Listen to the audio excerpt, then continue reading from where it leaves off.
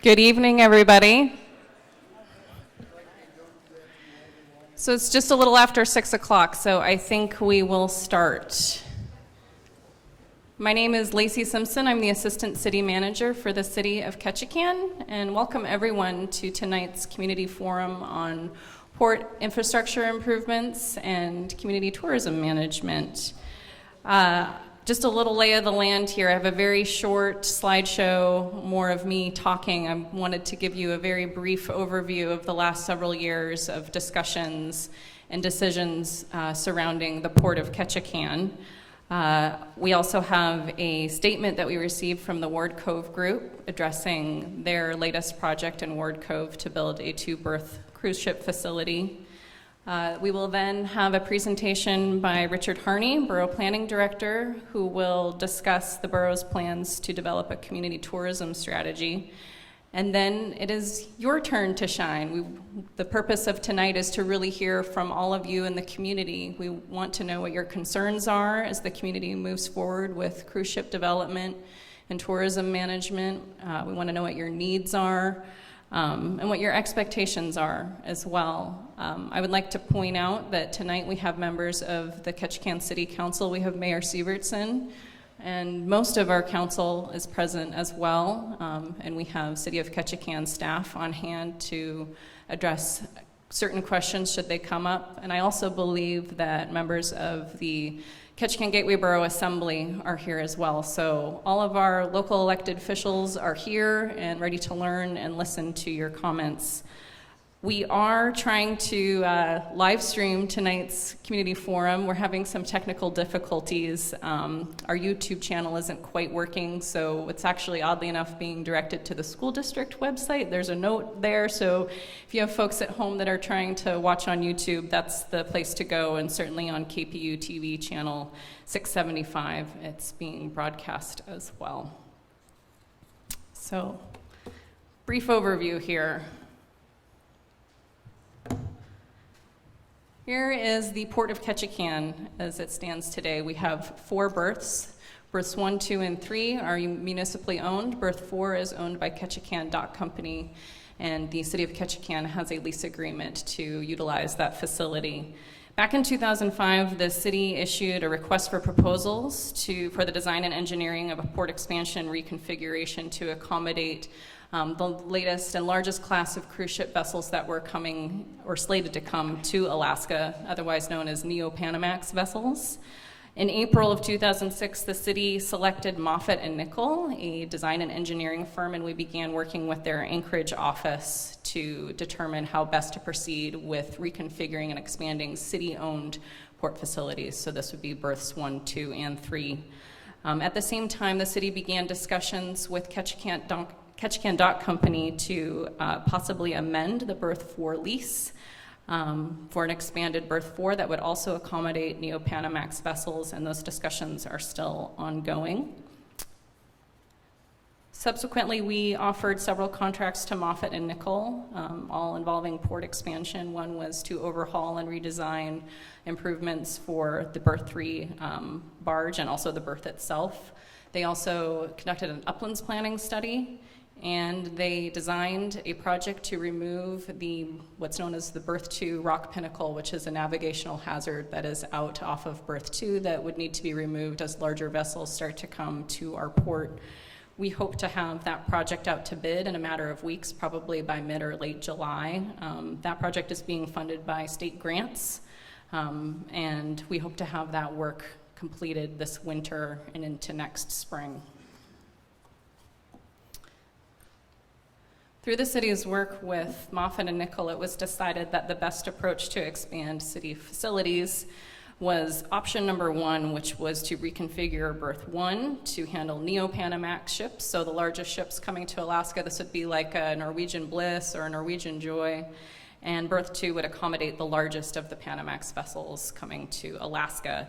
This design utilizes 450-foot barges that are offset from the fixed berth, and this was decided to use barges rather than build off of or extend the existing fixed berth in order to preserve the maximum amount of uplands and dock space for bus staging, pedestrian access, things like that. Through this process, it was estimated that the barge design would cost about $40 million.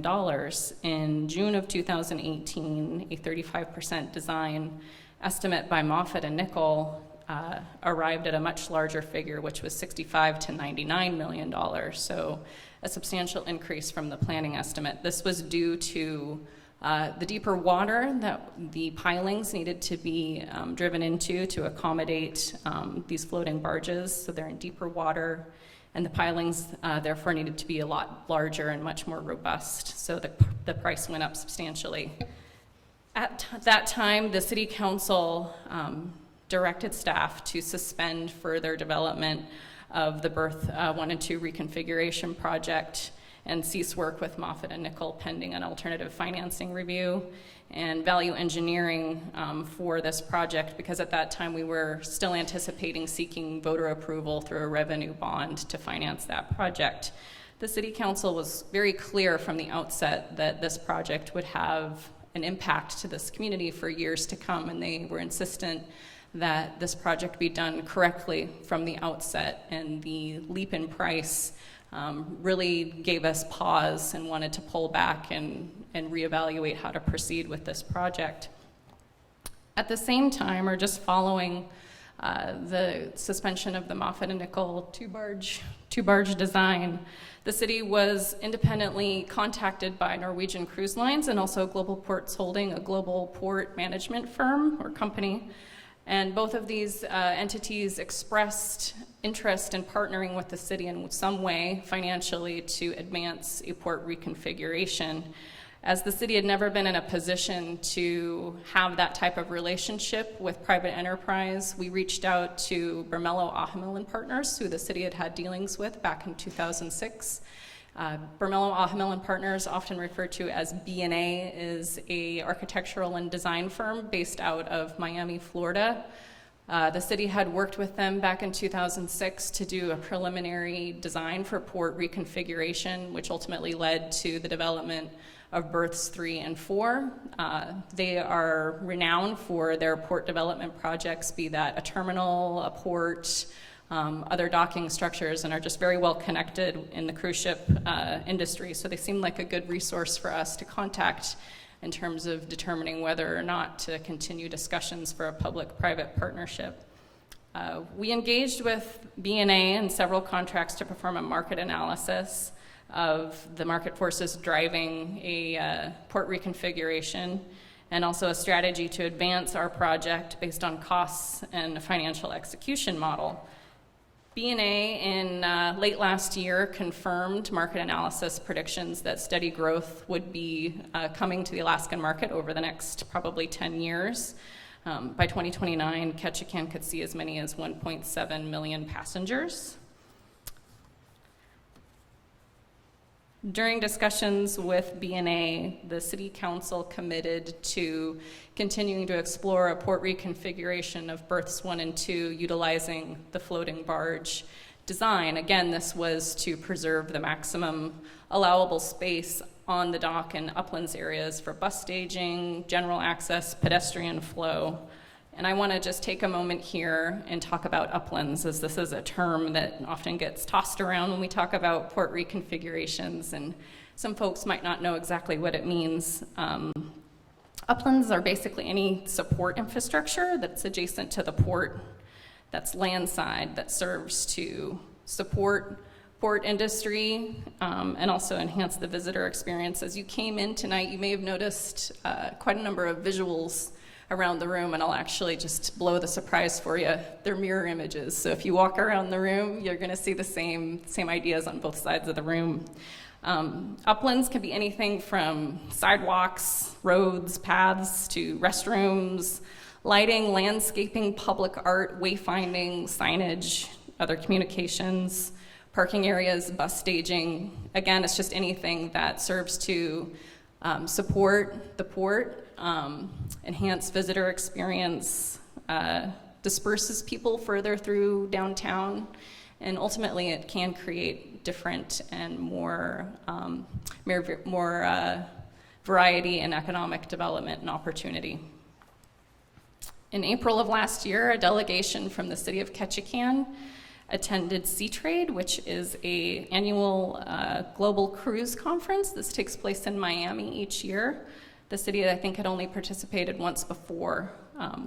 The Ketchikan delegation met with different cruise lines, port operators, stevedores, and other folks who were very interested in the status of Ketchikan's port project, and were very eager in expressing their interest to partner with the city of Ketchikan in some way to advance that project. Based on that, the city continued work with B&A, and the work that B&A did, one of the things that they set out to do was to perform a cost estimate, an independent cost estimate of the Moffett and Nickel design. That came in at $94 million for the two barge floating system. This, bear in mind, does not include any uplands development or any ancillary projects associated with the port, such as cathodic protection, which will be necessary regardless of a port expansion. With all of those things in mind, a fair estimate to reconfigure berths 1 and 2 in this way would be about $150 million, which would be a level of project that the city had never embarked upon. So based on that number, the city council determined that it would be in the city's best interest, in order to move our port project forward, that we release a request for proposals, and we would continue working with B&A to develop that request for proposals for both waterside and uplands improvements.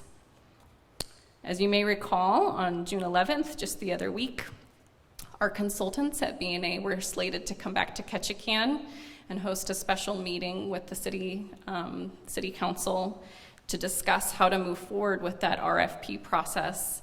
And the city received news, the announcement from the Ward Cove group, that they would be partnering with Norwegian Cruise Lines to develop a 2-berth port facility, cruise port facility out in Ward Cove. This really took the council aback, and we decided to cancel that meeting, because the whole premise of our project was building further capacity at our port. So with the addition of 2 berths in the community, we really needed to take a step back and discuss if that level of capacity building was really necessary. So that meeting was canceled.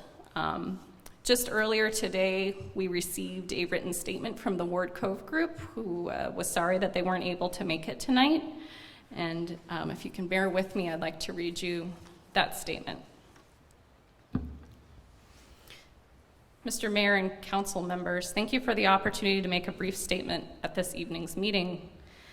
We have expressed to you earlier, it is our hope to share a detailed plan for the development in Ward Cove with the public in the coming weeks. Our intent with the preliminary announcement was to give the city of Ketchikan a heads up on the development at Ward Cove. We appreciate the hard work the city has been engaged in for many years to responsibly and sustainably manage the growth of the tourism industry in Ketchikan. Our hope is that this project can further that vision, and that this information can help the city determine a course of action as it relates to tourism infrastructure. The mill at Ward Cove will include a 2-berth dock and refurbishment of a portion of the original Ketchikan pulp mill buildings.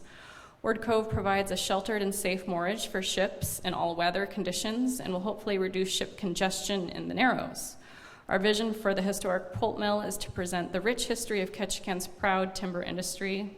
The pulp mill was the economic hub of our community in southern Southeast Alaska for decades, and we plan to bring that heritage to life at the mill. We are very excited to partner with Norwegian Cruise Line on this project.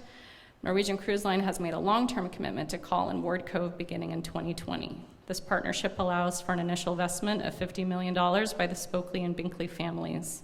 This project represents the most significant current private sector investment in Ketchikan and Southeast Alaska's economic future.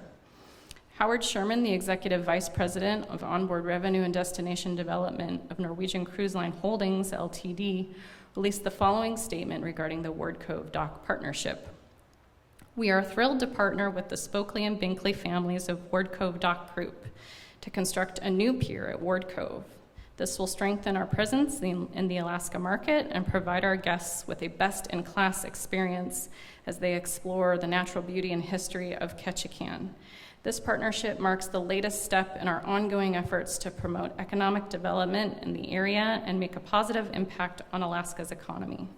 Today, Ward Cove Group is actively engaged in permitting, design, and engineering for the facility and plan to begin construction shortly. Our goal is to include local vendors and tour operators at the mill as we progress further with the development. We look forward to collaborating with the city, the borough, and the residents of Ketchikan as we all work for long-term growth and economic expansion for our community as a whole. Over the next few weeks, we will be providing more detailed look at the project at www.wardcoveak.com. Sincerely, the Ward Cove Doc Group. There is the website should you have further questions or like to follow along with Ward Cove Group's development. So what is next for the city of Ketchikan and the port of Ketchikan?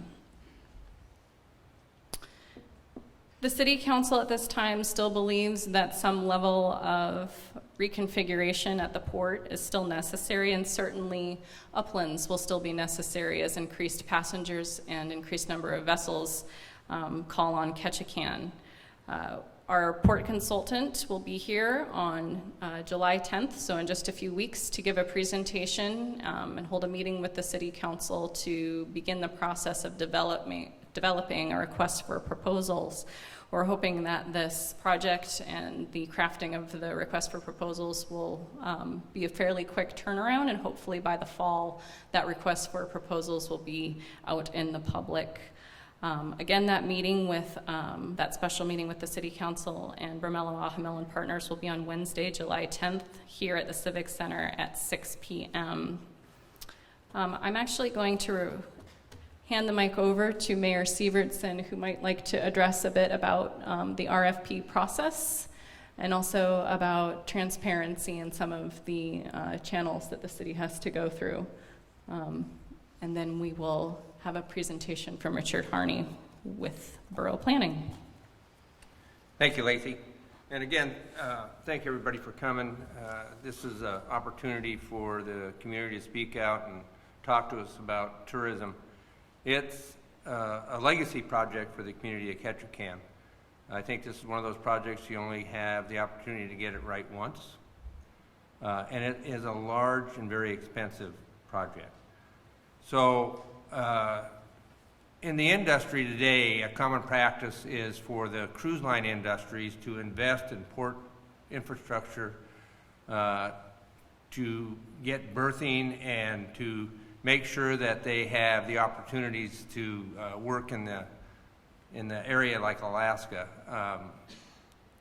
I think that's what Norwegian Cruise Line did when they went out to Ward Cove, is the fact that they didn't have an anchor or an agreement in Alaska, so at any one time through a bidding process, they may have lost a slot, and they wanted to make sure and secure their future here, and I think that's what all the cruise lines do.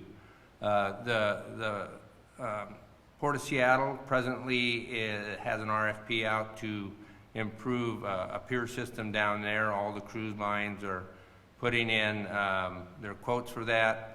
They have a number of different options, you know, for the financing, but the financing is intended to come from the cruise industry and not from the community.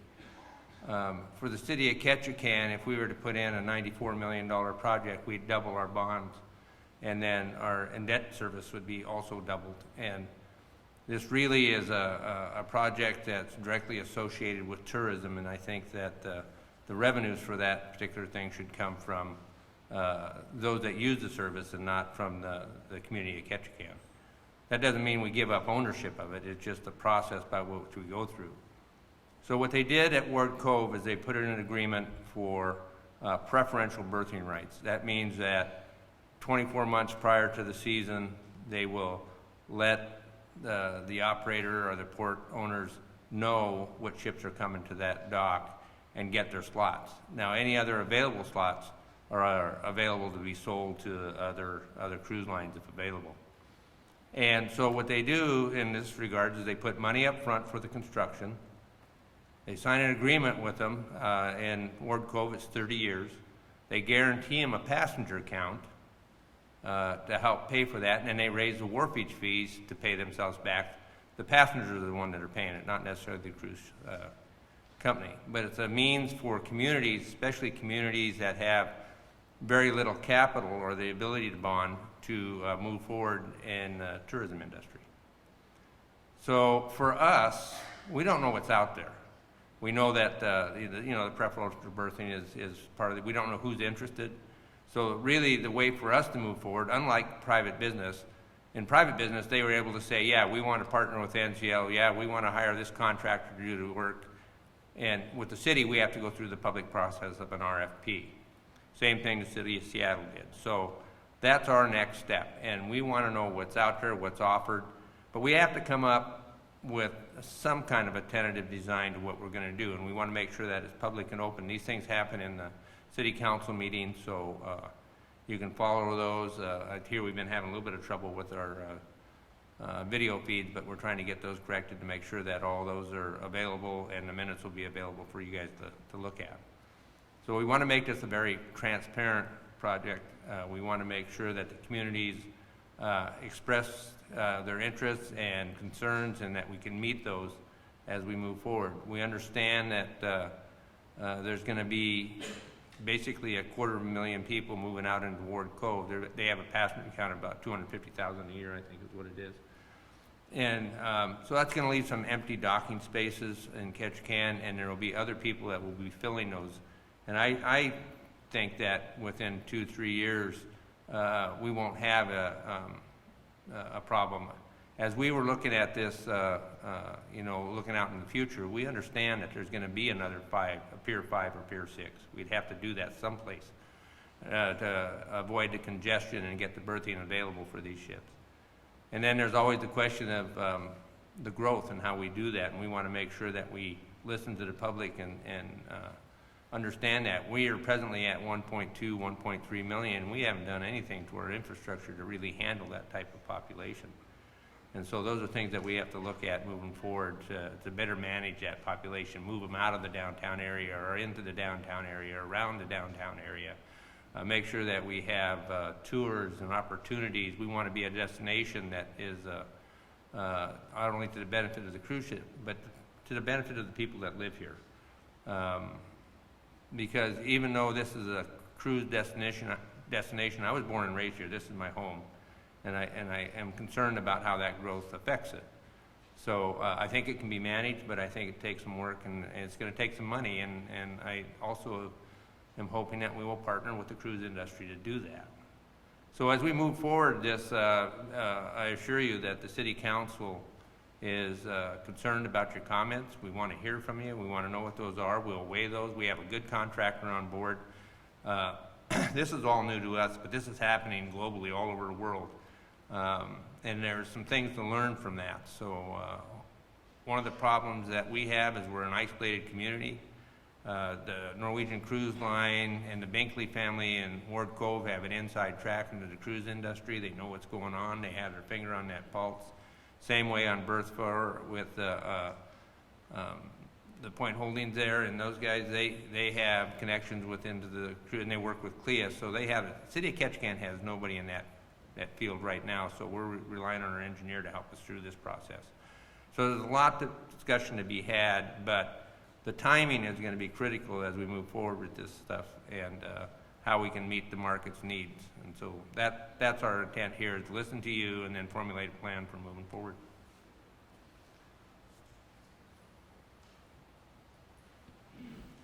Thank you very much, Mayor Sivertsen. So that concludes my probably a little long-winded history of the port and how we arrived at where we are today. And now I would like to introduce Richard Harney, the Ketchikan Gateway Borough Planning Director, who will talk a bit about the borough's plans to develop a community tourism strategy. Thank you, Lacey. Yep, my name is Richard Harney. I'm the Director of Planning and Community Development for the borough. And so I just want to start off by saying, I grew up here in Ketchikan, graduated from K-High. I still remember when the cruise ships and the cruise passengers didn't outnumber the population here every summer.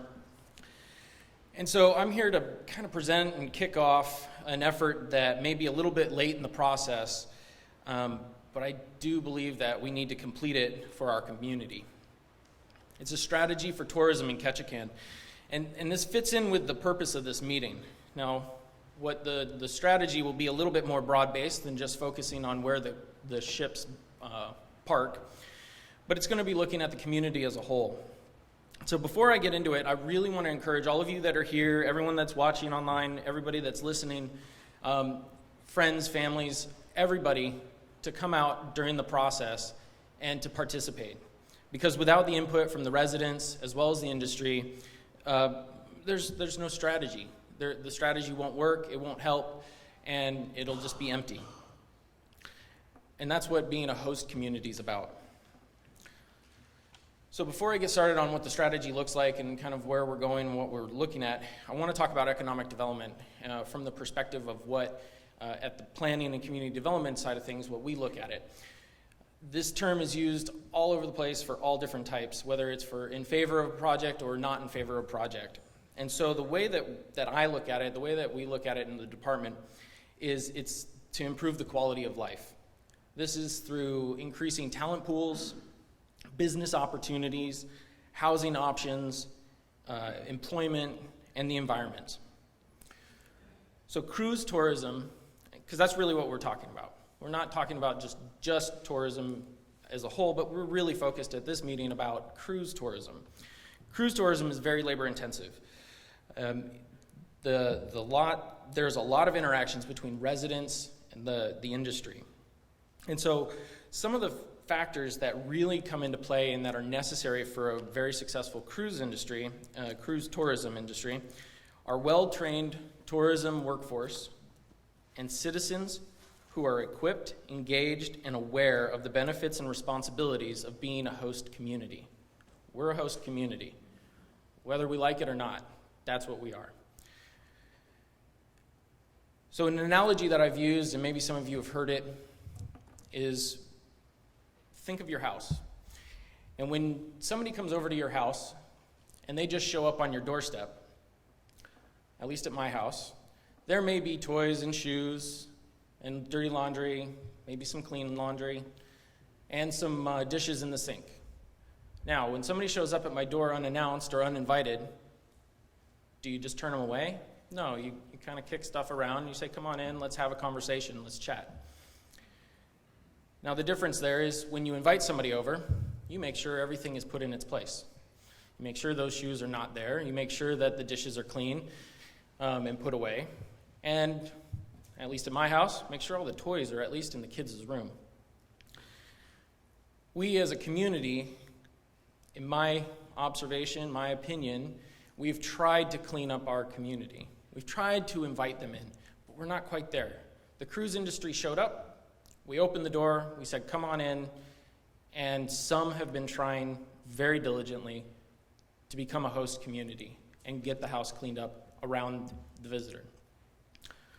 And so this endeavor, this tourism strategy, is to be that vision, to be that strategy for all of the businesses, as well as the industry and the residents, to have an expectation. So that way they can know what to expect as we move forward with this tourism industry. In an effort to present the community through an appearance, but also a welcoming host community, we have to have proper management, which was talked about, and planning is needed. These elements will ensure that a host community maintains its integrity, resources, and character, which made the cruise industry and the tourism industry want to come here in the first place. So creating this tourism strategy will hopefully help alleviate some of the social and cultural conflicts that we have as we move forward as a community. So some of the questions that we should be asking ourselves, that the council should be asking, the assembly should be asking, and we as citizens and business owners should be asking as we to make tourism sustainable here, are how is this decision going to affect the visitors? What are the implications of a decision for the industry? How does this decision affect the community and the residents? And what will be the impact on the destination's environment or culture? So there's a fine balance between the residents in a host community, the industry, the visitors, and the environment and culture. Now, there are interactions that occur and cause the balance to be upended. And so those interactions happen when the visitors arrive, through the industry that serves them, the community that hosts them, and the environment where it takes place. So this strategy will hopefully answer some of the questions that we just talked about, but also trying to find that balance for the residents and the industry in Ketchikan, here in the community. And so what I want to make sure that I get across is, as we move forward with this path, we want to make sure that you all are included and involved in the process. We're hoping to have many, many, many different types of meetings, not just this. It's going to be interactive, not just getting up and speaking to a talking head like myself. We're going to have you interacting, creating the document, being part of the process.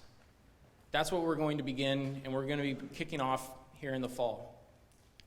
On your seats, we're an opinion poll. I urge you to fill it out. This will give us kind of a baseline of where to start and what we're looking at. There's pens in the back. If you don't have a pen with you, please fill it out and turn it in. There's a box out by the door.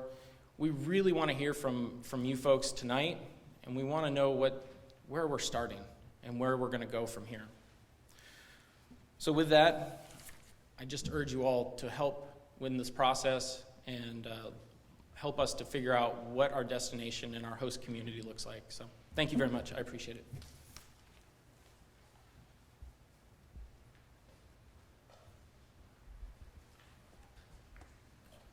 Thank you very much, Richard.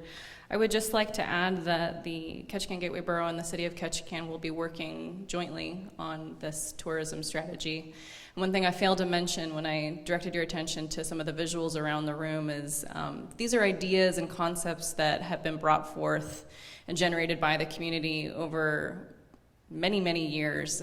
We're by no means committing to any of these. We don't necessarily have budgets associated with them. They're just sort of a starting place in terms of further dispersing people, creating economic development, and different opportunities as we move forward with expanding the cruise ship industry in Ketchikan. So we are at that time now to start taking public comment. We did have a sign-in sheet as you walked in. So I'm assuming that all the folks that are on here would like to speak, and if not, that's quite all right as well. Because we have so many people here tonight, we are going to limit people's comments to 5 minutes. So I'll be sort of officiating that. After we work through everybody on the sign-in sheet, it will just be first come, first serve who would like to approach the microphone. We have 2 here at the front. I believe you push a button on the bottom to turn it on, so hopefully the first person figures that out, and if not, we can assist. And for those folks in the back who would not like to step forward, we can certainly run a microphone out to you. And the last thing, of course, is to be respectful. I understand that this is a very difficult topic. People's livelihoods depend on it. People's quality of life depends on it. But we are truly and sincerely interested in your ideas and your thoughts on how we move forward with our partnership with the cruise ship industry. So, Bill Rotecki.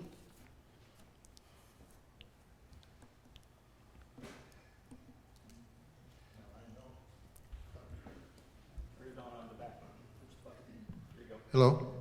Yeah, I know I wasn't the first person to sign up, so you got your list crossed. I got them backward, okay. I don't care. I have far more thoughts that I can give in 5 minutes, but just now it occurred to me, I've commented on a few EISs, and there's always a no action alternative. I think that should be weighed against the benefits of these actions. When I have to say I was in some ways extremely surprised to see the suggestions of Ward Cove, which of course is a brownfield. And if they can do it, I'm kind of saying more power to them, but I think the idea that you could even get a core permit in a year in a impaired water body with a consent decree that's this big might be extremely challenging.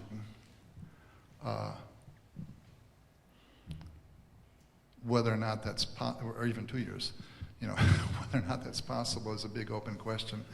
I know the Spokeleys are extremely motivated and creative, and they want to turn that into something fantastic, and I credit them with that.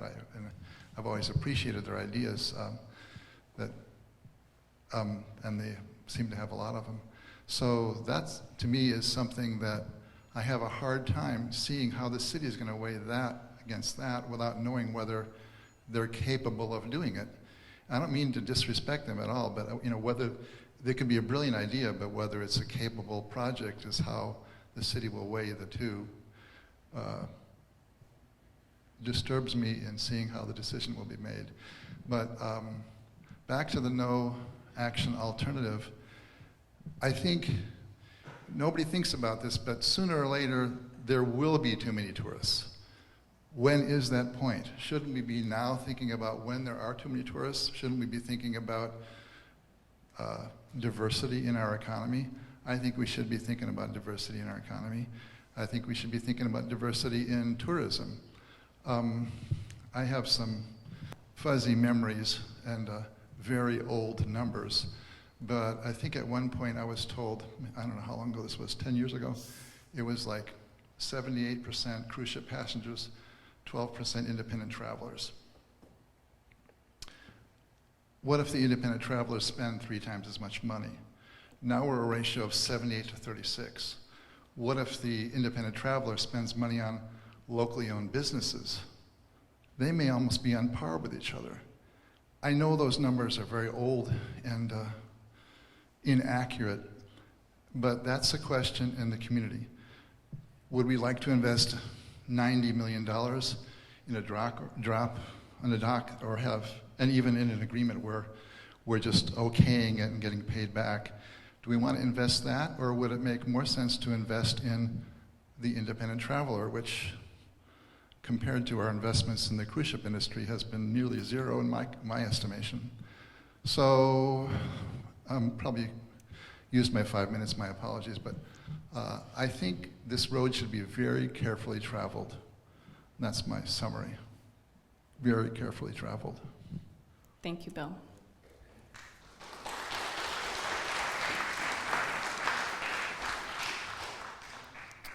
Wayne Wing? I apologize if I don't do a good job with pronouncing the names. If you'd like to pronounce your names when you come to the microphone, that would be helpful. Thank you. Thanks, Bill.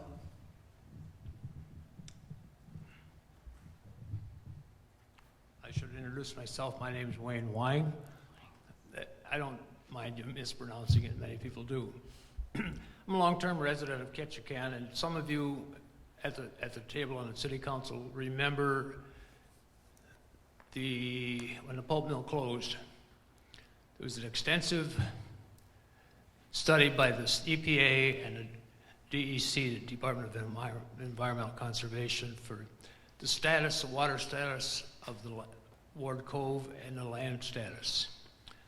There were major things stuck out, and what it was determined, Louisiana Pacific really didn't want, and the city, they really didn't want the status of a superfund hanging over the city's head.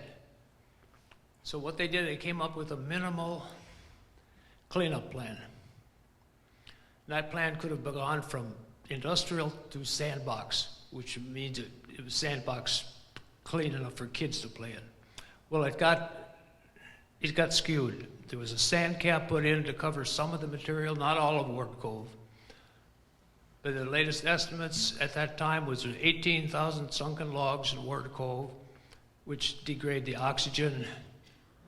And so I guess what I'm saying is I've got vivid memories of some of those test results. So any development in Ward Cove is extremely problematic, not only from a water body content, but a public health issue. And it's a non-starter I don't care how many consultants they have to look at the facts. You can't discount the facts for economic. It's a problem, a very severe problem. And I know you read a statement from the Ward Cove group. It's unfortunate they didn't appear tonight. Maybe they'll get the message, hopefully, if they're listening or watching on TV, that this is a problem area, and I'm really concerned, and I'll do whatever I can to make sure that it's not there's a set of rules and laws in place and regulations that are to be observed and can't be just ignored. And this is for the community, this community health. Because the community was involved with the cleanup and the study to what needed to be cleaned up for public health. So again, it's another bite of the apple. It's a deja vu all over again. This community needs to be involved and concerned about public health issues. So that's my statement. Thank you. Thank you, Wayne.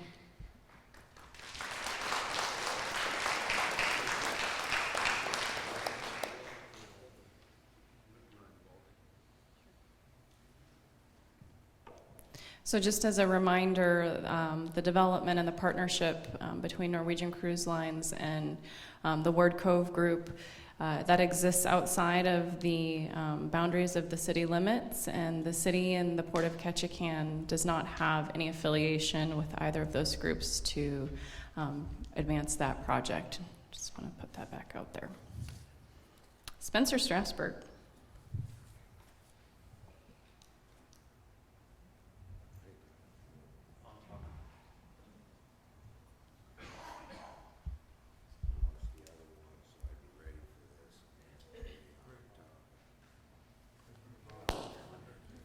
Testing.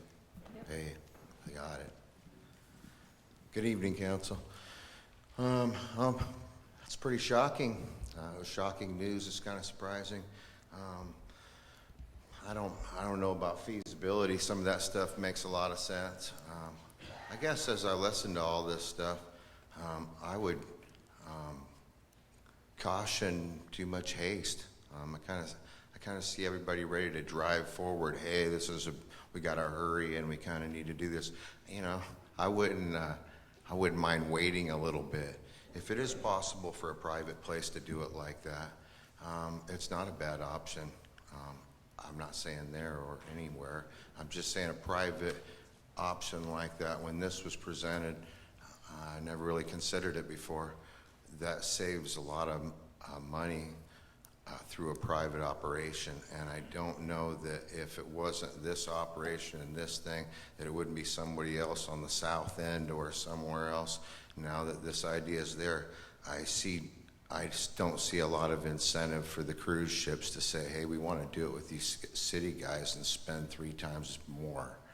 I just don't see that.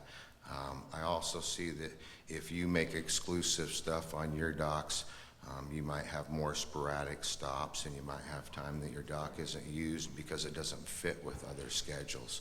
So I'd use a lot of caution in going forward. I know it was shocking to find out that these guys were moving in the same direction, but there's a reason why they beat you to the punch, and that's because they move very, very efficiently in decision making, and you guys have traditionally moved very, very slowly. At my last city council run, I talked about just charging the sales tax on the cruise ships that's appropriate. And I talked to Carl here not long ago about it, and I said, hey, what's going on with that on taxing the cruise ships? And he said, that went to the Borough Cooperative Relations Committee, but it's not really going anywhere. Come on, guys. It's just we're the only place that doesn't charge that sales tax. I know it's not a terribly significant amount of money, but it's doing proper business, proper accounting, taking care of the homework. We're being asked to give a lot and shell a lot out for the growing of the city here, and I'm just kind of I'm asking that the tour visitors that come here also pay the fair amount, and the cruise ship guys. Everybody who pulls in the borough or the city and does business pays sales tax. We're the only place that has exempted them. They gave us 2 remittances last summer on the Disney boat, and we gave them back. They want to pay us the money. I want to see us do the accounting correctly. It's not a big deal, but it's like a pet peeve with me. I don't even know how much money it is. I think it's only a small amount. If I believe the numbers that are on those papers, there's 2% of the people staying on the boat. I listened to a podcast, and it was rather interesting, of a citizen who was on the boats, and he thought, wow, it's really incredible how many people are on here, and I wish more people would participate by getting off the boat and experiencing Ketchikan. And I meet a lot of people that travel for a myriad of reasons and never get off the boat. But the fact is, if they take pictures and they do stuff like that, they're using your city. And if they only buy a couple of $6 waters on the ship while they're there, that tax revenue is supposed to be collected. And 1 so, minute, Spencer. if you can get that done, I'd be really impressed. The other thing is, we got other crises to worry about. I think these guys might take a little weight off of your plate, and we can worry about the power crisis. You guys are going to have to figure out how to make power for 1.7 million people. You can't figure out how to make it for us yet.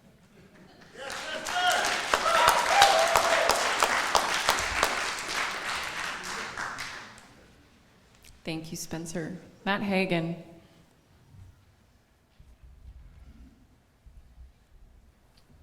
Hello, my name is Matt Hagen. I'm a chairman of the board for the Ketchikan Visitors Bureau.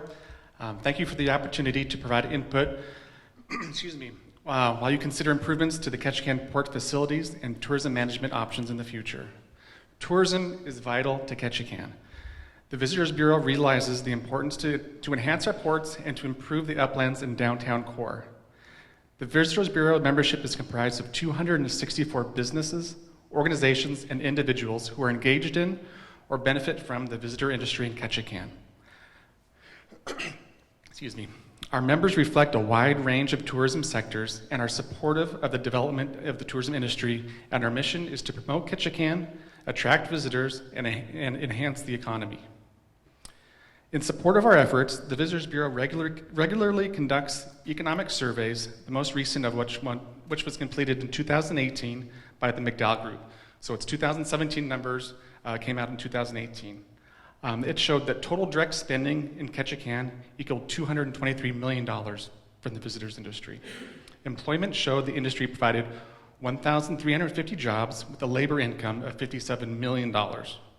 If you add indirect employment numbers, that increased it to $1,750, or if it's 1,750 jobs and $76 million of labor income. Municipal revenues, which includes sales tax, hotel bed tax, wharfage fees, and state CPV payments to the community, totaled $18.7 million. These figures do not include property tax paid by business owners in the tourism industry, as it's challenging to determine those amounts. Our research estimates that 25% of collected sales tax can be attributed to the visitor's spending. So put another way, if the visitor industry didn't exist, residents would be paying over 8% sales tax to maintain the same level of revenue. The Ketchikan Visitors Bureau operations are dedicated to marketing the community as a visitor destination and providing services to our visitors before, during, and after the visit. We recognize that community must maintain authenticity, high-quality tours and attractions, and an outstanding level of customer service to meet or exceed visitor expectations. Study after study has shown that most visitors are very satisfied with their trips to Alaska, are highly likely to recommend the state to friends and family, and that about 30% say they are likely to return. The benefits derived from this industry go beyond monetary value. Our visitors learn about our communities and our way of life.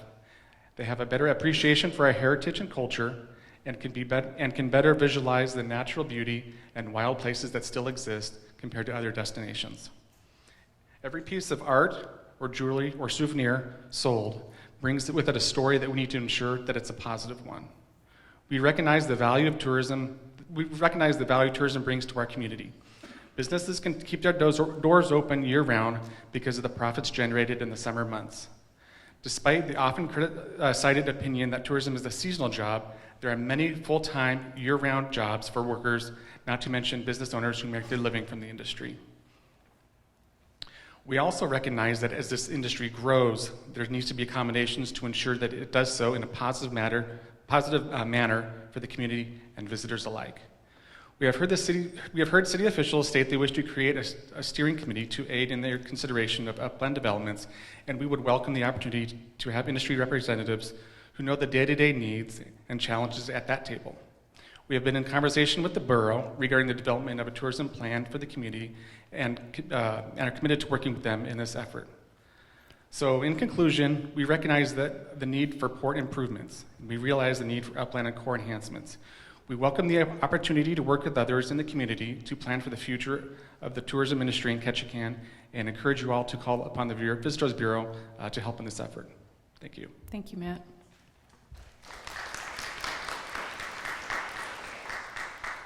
Jay Mitani.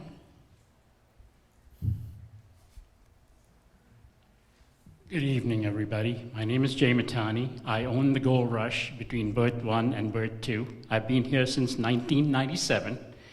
I'm a year-round business and I employ locals. I have seen the growth since 97 when we had 300,000 passengers to 1.2 million this year. I commend the city and the borough. We've managed the movement of passengers very well, and I believe if we go to 1.7 million, 1.9 million, we are capable, our planning department, our city, our borough is capable of managing those people. But my concern right now is we've been talking about raising taxes, attacking certain industries. We need to really develop 1, 2, 3, 4 first before Ward Cove comes into effect, because we've lost the ball. 2020, there are 3 Panamax ships coming into Alaska. Guess what? They skip Ketchikan. They are going to Juneau. They're going to Skagway. Those tax dollars, those revenues for businesses are lost. So I urge everybody to find a way to extend these docks and allow these Panamax ships to come to Ketchikan. Let me be succinct. All the smaller ships that are coming here are disappearing. They're sending them to Asia. They're sending them to Australia because they are not capable or don't have the facilities to accommodate bigger ships. So if the smaller ships disappear that we accommodate here now, we will lose passengers rather than gain passengers. So I urge everybody cautiously to see that we expand these berths, we manage the people, and at the same time, we do not mortgage the future of the citizens and the children of Ketchikan to cruise lines. We need to do it ourselves. Thank you very much. Thank you, Jay. Penny Jones. Oh, okay. How about Dennis Jones? Nope, okay. Jeff Carlson.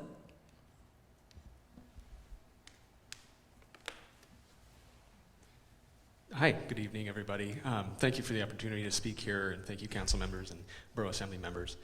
I was born and raised here in Ketchikan. I'm Jeff Carlson, by the way. I own Lighthouse Excursions, and this company has been in business for 18 years. I purchased it in April of last year, and it's been a great satisfaction in my life to be able to share my home with the passengers, with the visitors into Ketchikan. I appreciate Mr. Harney's comments about the home analogy, and I share that often with my own employees, where we are a host town, and I'm grateful to be able to share this town with people who are willing to spend thousands of dollars to get here. That being said, I think that one of my greatest prides in Ketchikan is our creativity. You know, I love to support our arts community and be a part of it. And as I look around the room and I see some of these posters around us, you know, I'm starting to see some of that creativity coming into play, and I'm really grateful to see that.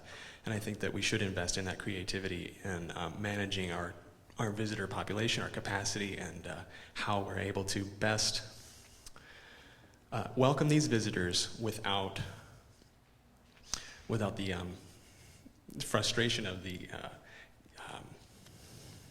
congestion in downtown. And I think these ideas that are coming up are very positive, and those are my comments. Thank you. Thank you, Jeff.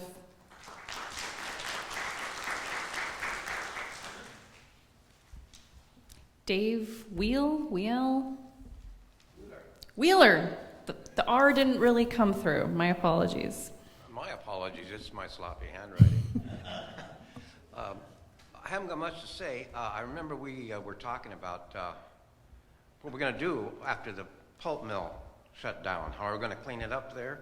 There was a choice of like doing it, cleaning it all the logs out, or just sprinkling some sand over it. And we decided to go with the sprinkling the sand. I'm wondering if we get some ships in there and they put their bow thrusters on, if they're going to stir up that sand and stir up something else. All I got to say. Thank you, Dave.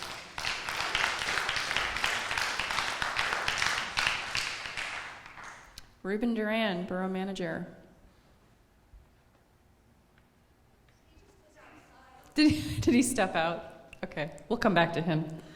Ron Wendt. I'll pass. Pass. Craig Carlson.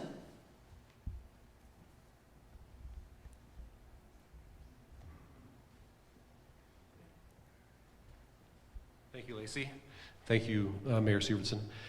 Just real briefly, spoke to actually the mayor about this a couple weeks ago, but we would like to see the city maybe relook at being able to accommodate 3 NEO ships downtown by maybe just expanding berth 1 and working with the Ketchikan Dock Group cruise line folks and maybe expanding theirs, and then we would triple our NEO capacity. Right now we have a capacity of 1, and by expanding berth 1 and working with the local folks, we would have 3. And boy, seems like we'd be set up for the next 10 or 15 years. Also, another observation is that just because we've been enduring it this year, the state looks like it's doing a heck of a job with our uplands improvements. Our sidewalks are incredible, biggest I've ever seen. And so I understand uplands, I understand that it's expensive, but I think that the city's worked for years making our uplands better, and the state is currently working on that. And I guess the last thing is that with a couple 100,000 people maybe now, coming toward Cove versus downtown, maybe that puts less stress on having improved uplands, because those folks may not make it downtown, I don't know. But anyway, that's it. Thanks very much again. Thank you, Craig. Susan Peters.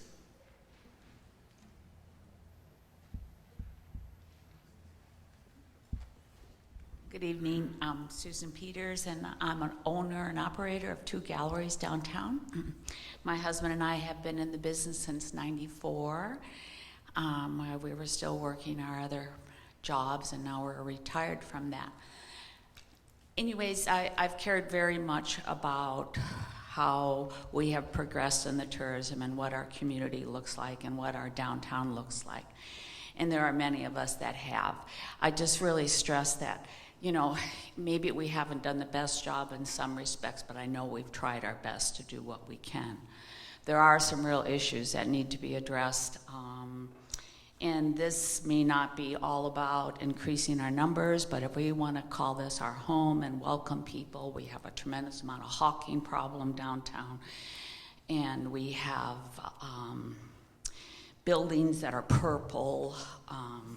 And anyway, so I just think that that's really important, that we connect and do what we can to make us look like something people want to come back. I'm on the floor all the time. I'm with people. I talk to them. And I know that we get great reviews for our community because once they get here, they love it. They get around. But I tell you, Front Street scares them. And, and because of the hawking. So I really hope that we can work on all of this to try to make something that we can have people and welcome to our community. And that's all I have to say. I'm here to always be involved as long as I am here. Thank you, Susan.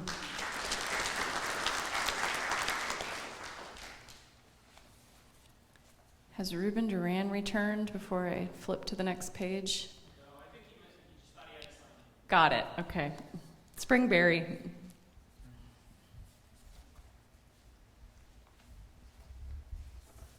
Hey everyone, thank you so much for having public input and letting us be a part of this conversation. I really feel like that it's pretty apparent in this room that a lot of people want to talk about the Ward Cove group and how it affects our lives, and honestly I'm a little bit shocked that they're not here.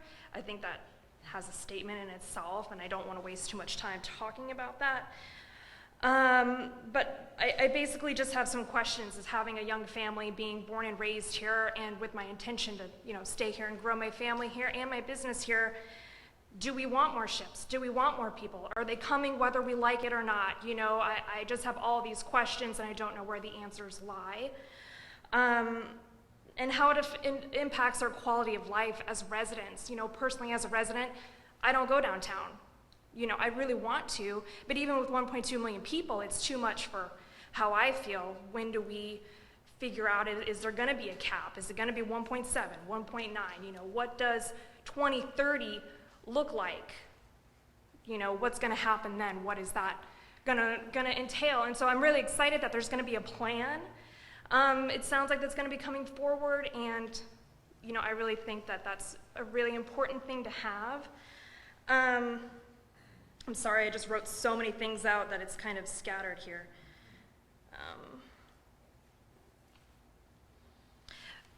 Really, I have a big concern about our environment.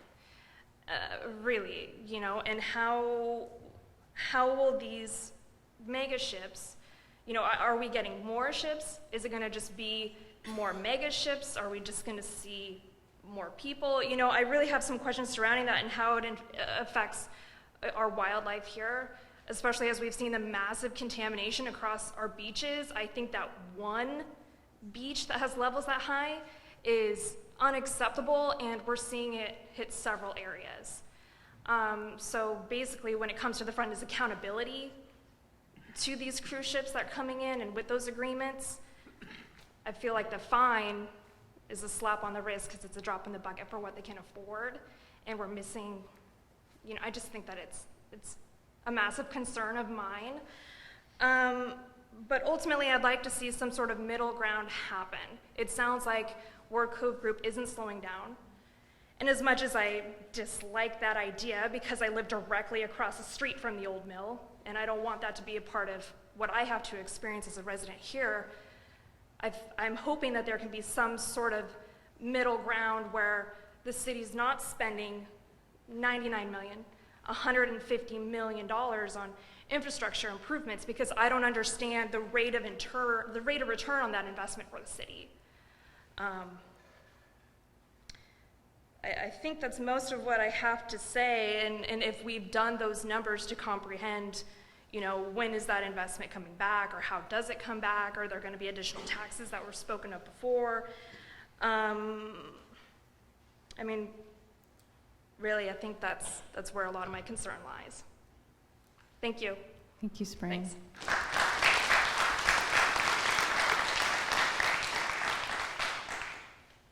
Kirk Thomas. Okay. Rob Shear.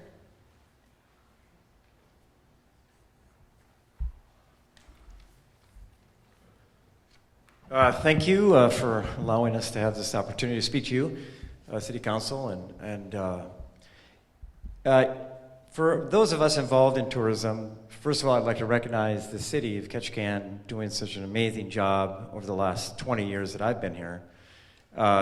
not only in helping develop a great economy for those of us who want to be here in Ketchikan and for the people we employ, but also creating, the infrastructure that, has really worked well to date. And now I know we have these growing pains now with berth 1, 2, 3, and even 4 to prepare for the future. Well, if Ward Cove is going to have 2 ships, if that is inevitable, I'd still like to encourage the city to look at the potentials for the core of the city, still accommodating for the other ships that will come here. Because as these ships get larger and they're going to have different places to go, it's important that we do accommodate them.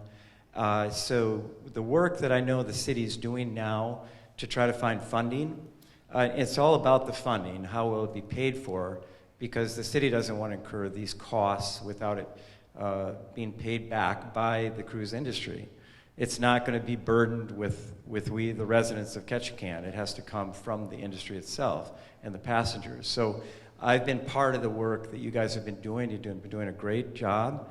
And I just want to encourage you to, even with the expansion at Ward Cove, to keep doing the due diligence that not only helps the uplands in the downtown, but for all the operators, the jobs created by tourism, the work you will do to accommodate these new ships of the size coming to Ketchikan, as opposed to maybe them losing them to other places, really will protect tens of millions of dollars that will go into the general fund for the community. So the work you're doing, I just want to commend you and just encourage you, and anything we can do in the tourism sector, I'd just like to make sure that you understand we're here and supportive.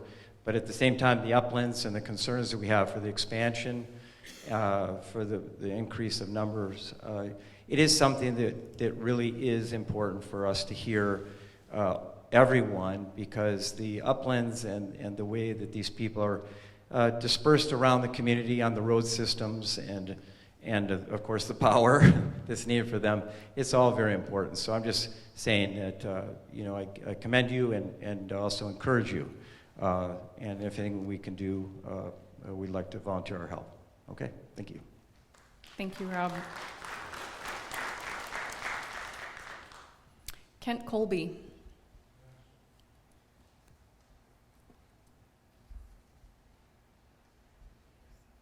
I'm sorry, I can't quite read this. Is it Steel Shrum? Yes. Heather Evoy.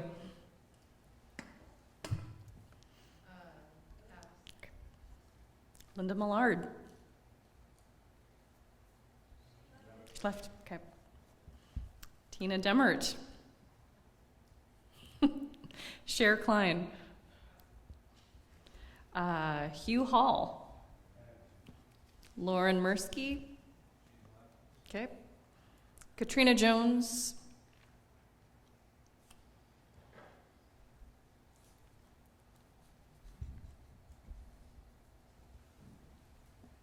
Hi, my name is Katrina Jones. I am a homeowner and a full-time resident of Ketchikan. I work at a local cannery in town, and I guess my biggest comment is, when is enough enough? See, I wrote some things down. I'm nervous. So I grew up in Petersburg and in the fishing industry my entire life. And I remember when I was a kid, there was a point when there was some discussion about widening the Wrangell Narrows in order to let cruise ships in. And the community said no. And it's a dramatically different place because of it. And I don't live in Petersburg anymore, I live here. And I love this community. But I think there's some things that we need to think about. We already have enough tourists, in my opinion. Last year, we saw some pretty intense algal blooms. There were pictures of seiners in the water with tomato soup colored water. And then there was the long-lasting green algal bloom that, lasted for quite a while. And when you look at what causes algal blooms, it's sunlight and human nutrients. Human nutrients means feces. And people have said that the reason we can't swim on our beaches anymore is because of poor, failing infrastructure, leaking septic tanks. People never seem to blame the cruise ship industry, but they've just been fined for dumping scrubbers and trash and feces in waters in Alaska, and that fine was not sufficient, in my opinion, of course.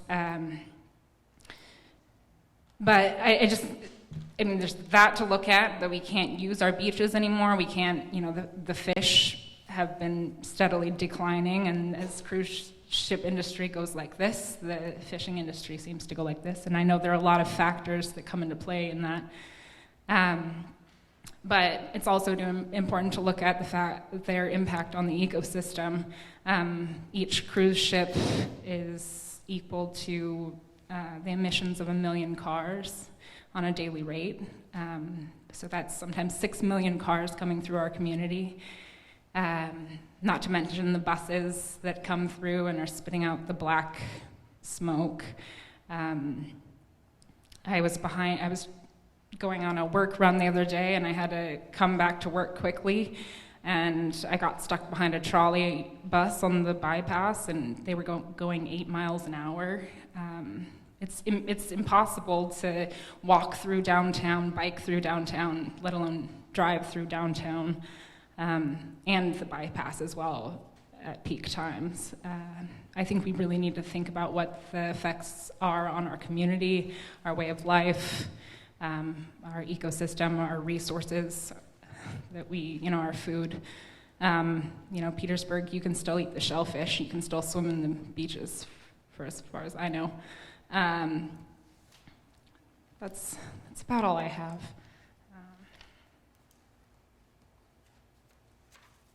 Not to mention that Ward Cove's a super fun site, and so putting big ships in there to stir it all up probably won't be a good idea. But I know those are two separate. Thank you, Katrina.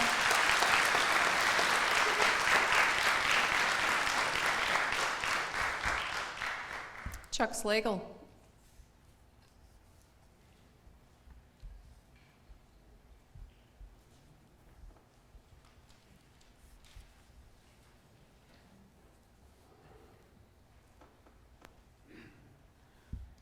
Thanks for having this. These are just my thoughts. I don't represent anybody else. I don't think many folks want to follow this line of thought, but I make my living in the tourism business, and most of my family does. So I support tourism as a whole. I just think it's a little late for us to start to talk about planning. Assume that we're a host city, whether we like it or not. I don't particularly like to hear that. I think we have choices. I remember when the logging industry was big in Ketchikan. And what did we do? Government and industry, the environmentalists fought to the point that we now have nothing in the logging industry. That's because we didn't have a plan. If we had started out with an idea about how to have value-added logging, and we made that a priority with the Forest Service, the environmentalists, with the pulp mill, we'd have a viable small logging industry now. We didn't because we just rode the tide. I remember too when Lisa Murkowski had money to put a cold storage in Ketchikan or an ice plant so that independent businesses could run their own seafood industry. Industry fought that. We don't have either. They built a small shipyard in Wrangell, which is big deal for the fishing industry. Sitka built a big marina, but we didn't have a vision for our fishing industry. And we're a second player in the fishing industry now. And we don't have a vision what we want to be when we grow up in the tourism business. If Ward Cove goes ahead, and made me smile when I heard the news, just somebody could pull that off, I thought that was pretty damn ballsy. But the fact that they pulled that off is one thing, but if they actually build that, then this community has the capability of handling 2 million people, and there'll be no stopping. The city is going to compete with Ward Cove, which they're already doing, to get berth space. Prices are going to go down, and we're going to do 2 million people in this town. And we're going to do it without having decided that's what we want to do. The question is, what is good for our community, and how do we actually invite guests in this community and give them something other than a blown apart Caribbean experience? So I say we just take a break. Somebody says the ships will go to Skagway, let them. There's 500 people there in the winter. It's a damn tourist trap. So I support tourism. I support the Spokelys. I am absolutely adamant against moving ahead under some side of competition to see how many damn tourists we get in this town. I think it's time to take a breath. We could take 5 years off. And if we protected who we were, we could get back in the race and they would come back. It's about how well we take care of ourselves, not how many damn berths we've got. And that's what I have to say.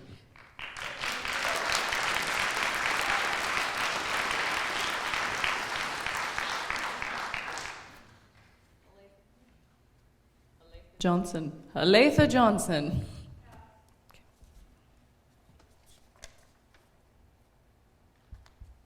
Bobby McCreary. Okay. Carrie Starkey. Jennifer Hayter. Apparently we didn't do a very good job communicating that these sheets were to sign up for public comment. I apologize. Peter Lopez.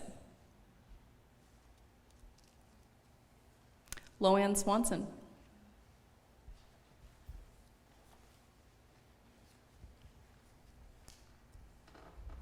Hi, thanks. Whoops, here we go. Thanks a lot for being here and taking public comment. I just have a couple things to say. Loanne Swanson, I live off on Bunchberry Road. I've been here for a very long time. One comment is, I feel like we all owe it to ourselves and this community to question, when is enough enough? I'm not anti-tourism or any of that, but when is enough enough? When are we saturated? When is our life so compromised here? Our quality of life. I'm home in the garden, all by myself, just like I like to be, and a cruise ship goes by. I'm 15 miles out of town. A cruise ship goes by, and I have to listen to them for 15 minutes. I'm out there listening to the birds. I own that land. I have that privacy. I deserve that. I don't have to listen to that. Apparently I do, though. Sorry, I digressed. Okay, and I also wanted to say it's not all about money. It's about quality of life. We all get one time around. That's all we know for sure. Quality of life here. I want everybody who's making these decisions to think about that. It's not all about the money that people bring in or what you put in your pocket. At the end of the day, it's how you feel about being a good person in this world.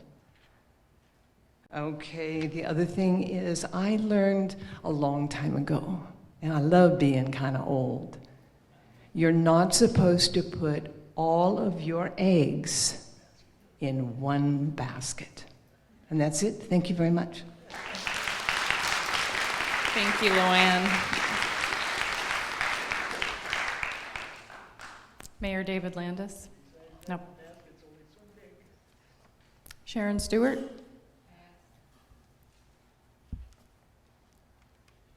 Robert Rice, Dr. Rice? Or a different Rice? My apologies.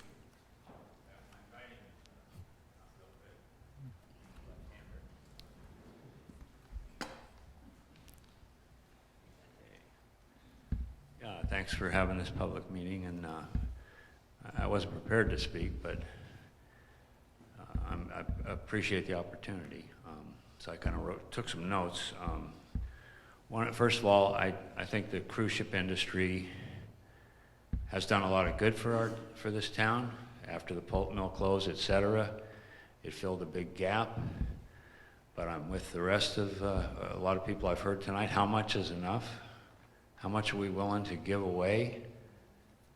I wrote a short thing that about some of the things that I thought about. One is everything the planning directors talk about emphasize how can we make sure the tourists find a clean house and everything they want, and how much money can we make? That's the theme of way too much of what I heard tonight. What about us? Right now, we have the bypass and Ward Lake. That's it. There's nowhere else that we can go and not have to be around a whole bunch of people.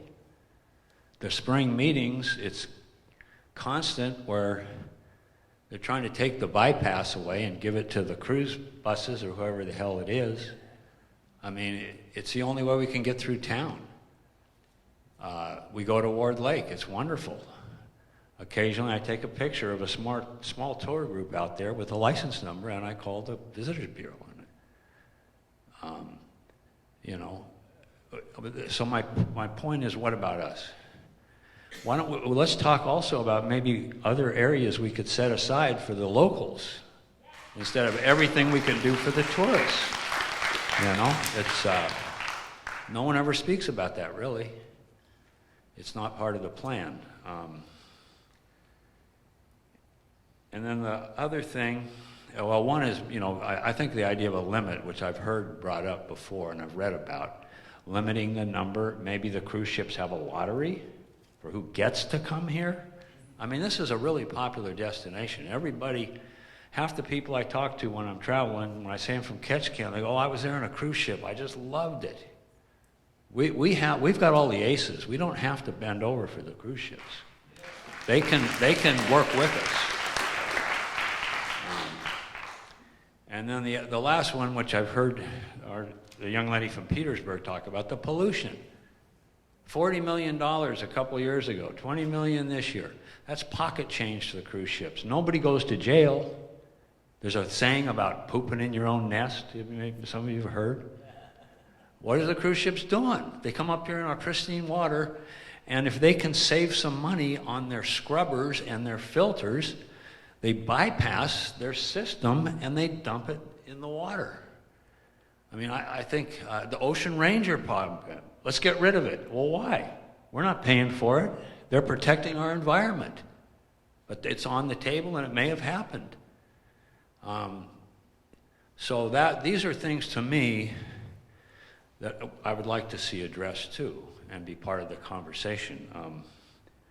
And then the last thing is the Ward Cove. The reason that they capped that with sand is because whatever's down there is so toxic, they could not dig it up to get rid of it.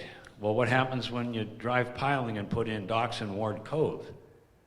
For miles around, I'm assuming there's going to be no clams, sea cucumbers, crabs, and whatever number of fish or permanent residents are going to be affected by this. So, and then back to what Chuck said, let's get some good planning going before we just keep expanding and expanding. And again, thank you very much for giving us this opportunity, and appreciate what you do for us in the tourist industry as well. So, thank you. Thank you, Robert.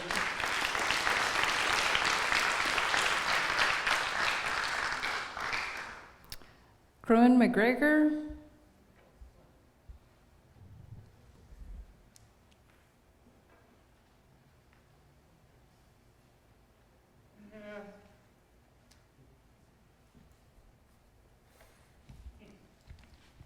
Hi, everyone. I'm not going to give you a polite preamble. Take it as read. You know, there's kind of two issues here. There's this thing that's going on in Ward Cove, and there's a thing that you all have planned about upland expansion and docks and this and that. And I think we're kind of confusing two issues. And you know, and you talk about transparency, and you spoke a lot about transparency, but I haven't felt that there's a lot of transparency here, and maybe that's just my fault because I haven't gotten involved. But, you know, I keep hearing the council people say, move forward. You guys said move forward 15 times tonight. But there's this assumption that we want to move forward. There's this assumption that we want to grow this thing. I look at this thing you filled, how does fill in? And it really it's like a focus group. You know, when you want to get an answer, you pick the questions you want to hear the answer to. You know, you're making like this assumption that we all want this, that we want to move forward. And maybe you think that's your mandate, is to make money, to grow, to think. But I'm hearing a lot of people here who don't want to grow. Now, I don't know. I don't really have an opinion. Do we want to grow or not? But I think you could do better about turning to the community and listen to these people who say, you know, how much is enough? How much do we want? You know, other communities have blocked it. I kind of cringe when I hear you saying that the Ward Cove thing is a private concern and it's private industry, so we don't have a say in it. We're a community. We have a say in anything here. We can do whatever we like to stop Ward Cove. And you, as our council and our government, are mandated to help us do that. So if we want to stop Ward Cove, and I don't know if we do, but if we do, we can. Or we can just refuse to trade with the buggers. You know, there's ways we can do this. There's ways a community, you know, to turn around and say, well, it's a private concern, it's private business, boom, it's done, it's a done deal. I heard Dave Kiefer write to somebody, or I read it, you know, it's a done deal, we have nothing to do with it. Nonsense. We have everything to do with it. You know? I have a few specific questions about transparency. And again, if this is my ignorance and if I'm implying stuff that's not true, I've heard this stuff and it alarms me. When these guys bought Ward Cove, did we get a declaration of purpose? Was that required? 2, was there a link to their buying it into a cleanup?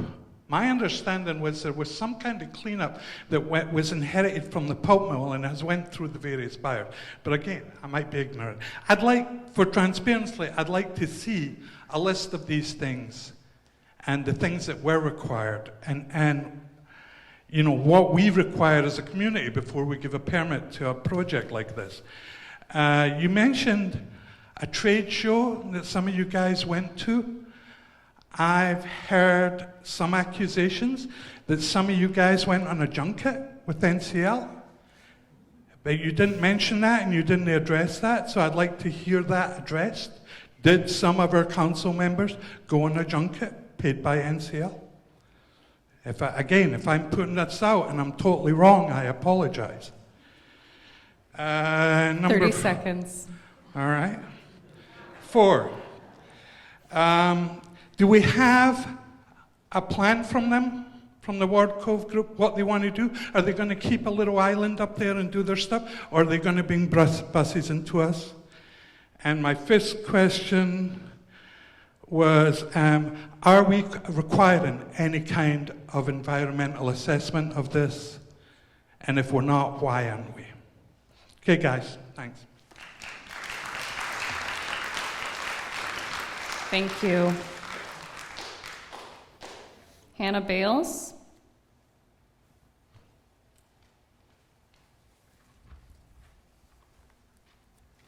I'm going to use the shorter microphone. Hi, my name is Hannah Bales. I am here speaking on behalf of Island Recycles. So I moved to Ketchikan in October of 2015, and I really immediately fell in love with the place. My mistake moving here in the wintertime, I was not ready for the summer and what living in a tourist place meant. But that's okay, I've stuck around. It's worth it. But there's For me, and for all of us, one major thing that the island's governing entities are failing to provide, and that is appropriate waste management. In my short time here, Ketchikan has made great efforts to accommodate more tourists, but have failed to prepare for the long-term consequences of the increased waste. We aren't handling our year-round community members' waste properly. We're putting it on a barge and we're shipping it to Washington to sit in a landfill. So how can we trust that the tourist waste will be handled properly in this major influx of waste? How much more damage will the waters of Ward Cove need to face in order to make room for more tourists? And how many more shipping containers will we have to send down to Washington to sit in a landfill? Thank you. Thank you.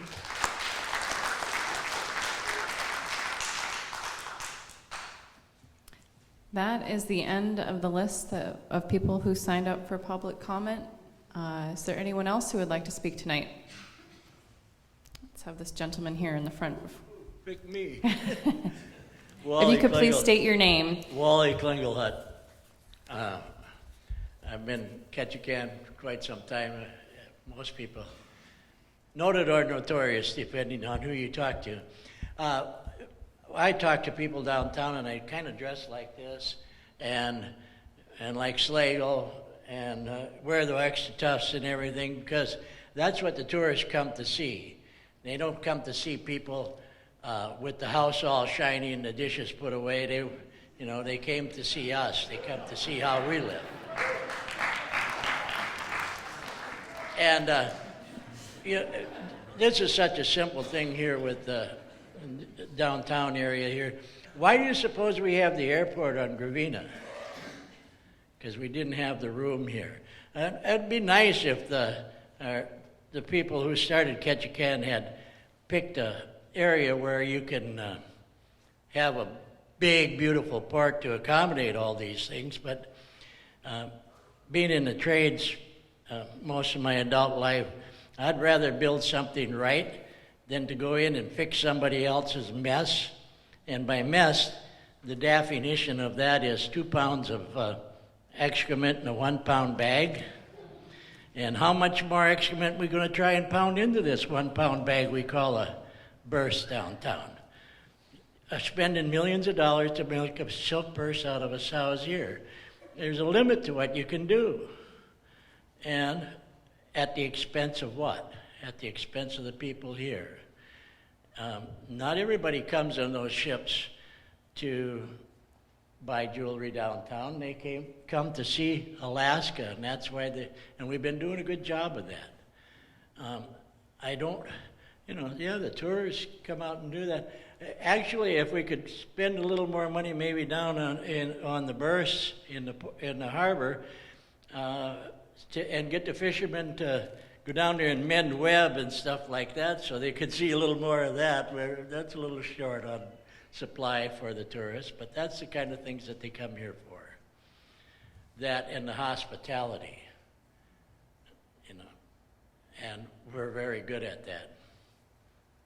As far as Ward Cove, it's probably inevitable.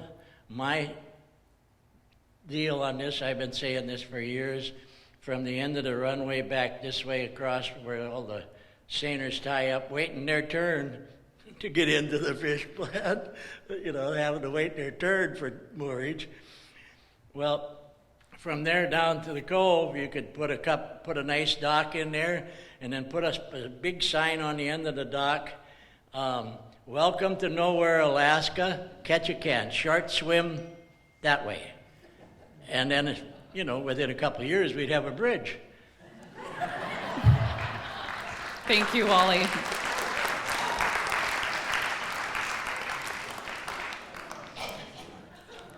Go ahead, Chuck.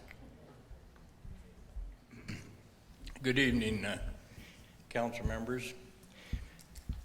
I wanted to touch on a couple of items I haven't heard much about. It sounds like regardless of who builds the berths, there's going to be either 4 berths that handle 1.5 million or 6 berths that handle 1.5 million. What you haven't really considered is the impact on the infrastructure. And that's what you need to start focusing on is we're behind on power production. SEPA hasn't done a good job of future planning for another hydro facility.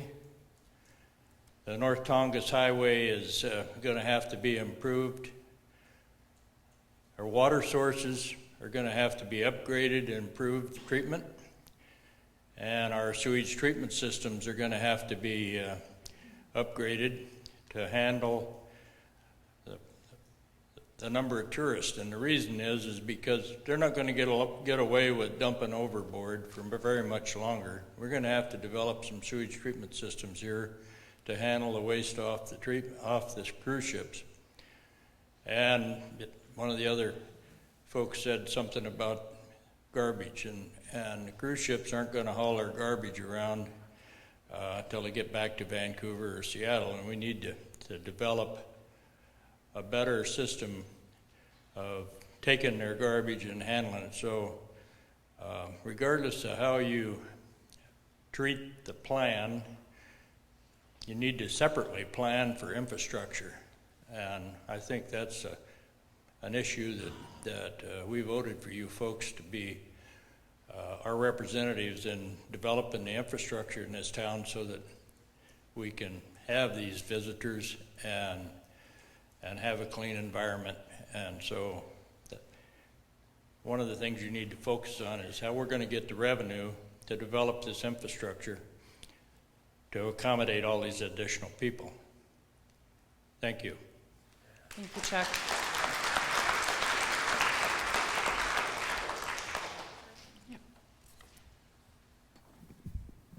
Hi, my name is Katie Posey. I have lived in Ketchikan since, let me think, 2006. And I actually live on Pennock Island, and I use the waterway of the Tongass Narrows every single day to come to Ketchikan and to go to school and to go to work.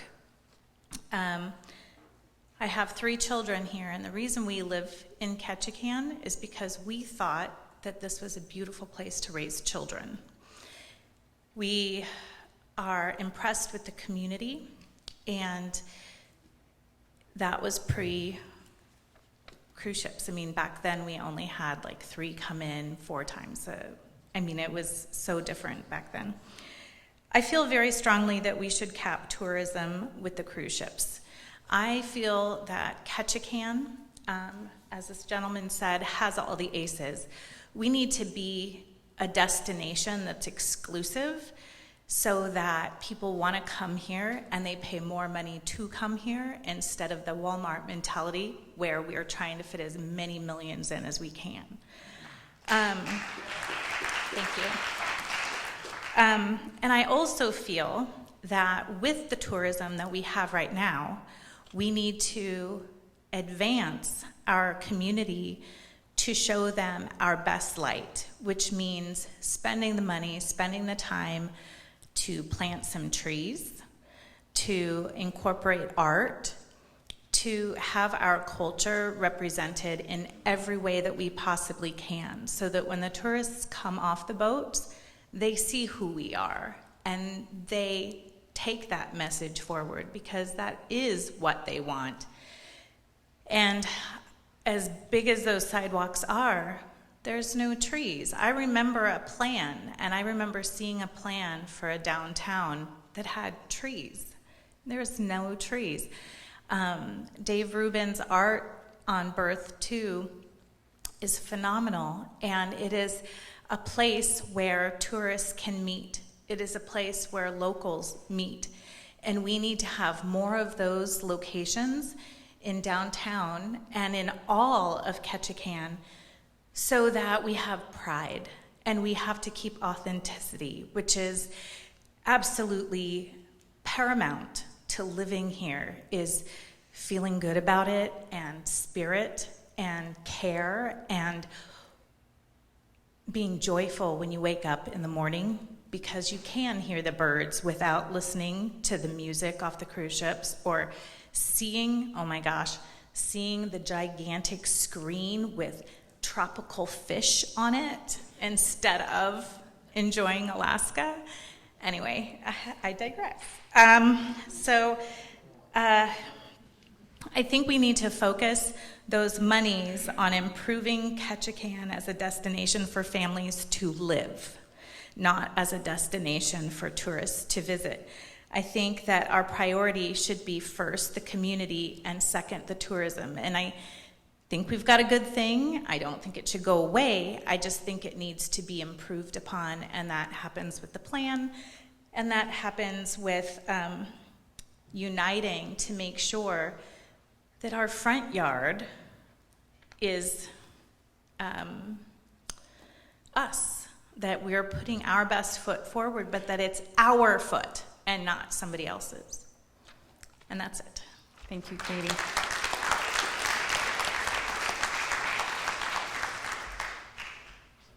Would anybody else like to speak tonight? Mary, would you like us to bring you a mic? Sure. Okay. Good afternoon. My name is Mary Stevenson, and I'm in tourism for 33 years. I've heard a couple of questions that need to be answered by the mayor, if possible. We're hearing that we need to slow down. On the same token, everything takes 5 years in the pipeline to get finally approved. So, Mayor, is there anything currently committed, projects in the pipeline for the city docks that we have to honor before we even think about an $89 million reconfiguration? I don't believe we have any commitments at this time except for the maintenance of the floats that we have. And the Pinnacle Rock. And the Pinnacle Rock project. Thank So you. right now, we could sustain ourselves in the current status for the next 5 years while a strategy plan is in place, listening to the public on what they would like to see the city dock plus berth 4. Correct. Okay, so there's no money in the pipeline to build or reconfigure. So we can start spending some money on upland infrastructure. Those monies are committed to the Pinnacle right now, if you're talking about CPV monies, and the investment in the port side of things, if we're building a docks, wouldn't necessarily come from the community, it would come from the cruise industry. That would be the plan. But until we put an RFP out, we don't know what that's even going to look like. So we could sustain ourselves. We've got a $10 million deficit. We've got some bills to pay. We let Ward Cove go with some stipulations. One, cleaning up the environment, it's going to create a problem. So now we get 6 berths, and we, the city, in conjunction with the borough, who receives 85% of the people coming off those docks into their neighborhood, we've got to get them better secure to handle the 1.53 million. We're sustaining ourselves for 5 years, getting a balance here. Let Ward Cove do as they want with some stipulations. And we've got a win-win for a few of these people here today. There's always an option for doing nothing. That's always been one of the options. Thank you, Mary. And then I think that even though Ward Cove has started its permitting, it hasn't had its public comment period in regards to Army Corps or whatever else they may need out there to move forward with that. So there's an opportunity there to have public comment also. Would anybody else like to speak? I would like to. My name is Lauren Stanton, and I lived here almost as long as Dave Kreifer, maybe. Yeah. So I was born here in 1959, and I'm willing to say that because it's like deja vu all over again. But it's weirdly the same sort of people. It's the same sort of people in a weird way. Because in 1997, when the mill closed, people were on different sides. People had some sort of same issues.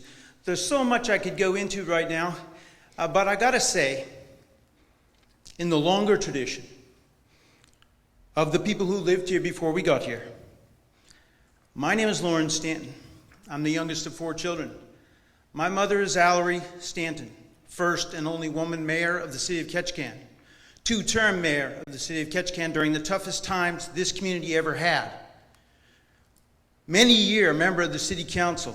My father, former as in he made it, as in with a few other people, the borough, the Ketchikan Gateway Borough, and a member of the first borough assembly in 1962, I believe, 63, 64.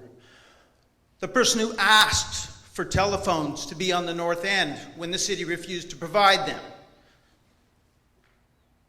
There's so much history here, and there's so much way to introduce myself. I'm just happy to see Matt Hagen here. His father and my father worked in the same place. My father is Roland Stanton. He's a chemical engineer. He was educated at the University of Washington. He was here at the startup. He helped the startup. He went to the mill in Bellingham to learn how to do the startup. He was there. He knows all the chemicals that are in Ward Cove and all the surrounding areas. I worry about the people who work there. My father at the dinner table told me many times what's there, what can happen to what's there, what it can do. You need to hire consultants that are people who were there at the time. My father's 87, he's at Pioneer Heights, go ask him. He was the chemical engineer in charge of that mill for decades. We're not going to develop Ward Cove just willy-nilly off the cuff because some guy says he's going to. It's going to take a lot of effort. And I'm all for capitalism. After all, capitalism won the Cold War. Remember, we're history here. We're about capitalism. And I'm sick and tired of this city paying for all the infrastructure and saying we're not socialists and communists when we are socialists and communists because you guys are paying for everything.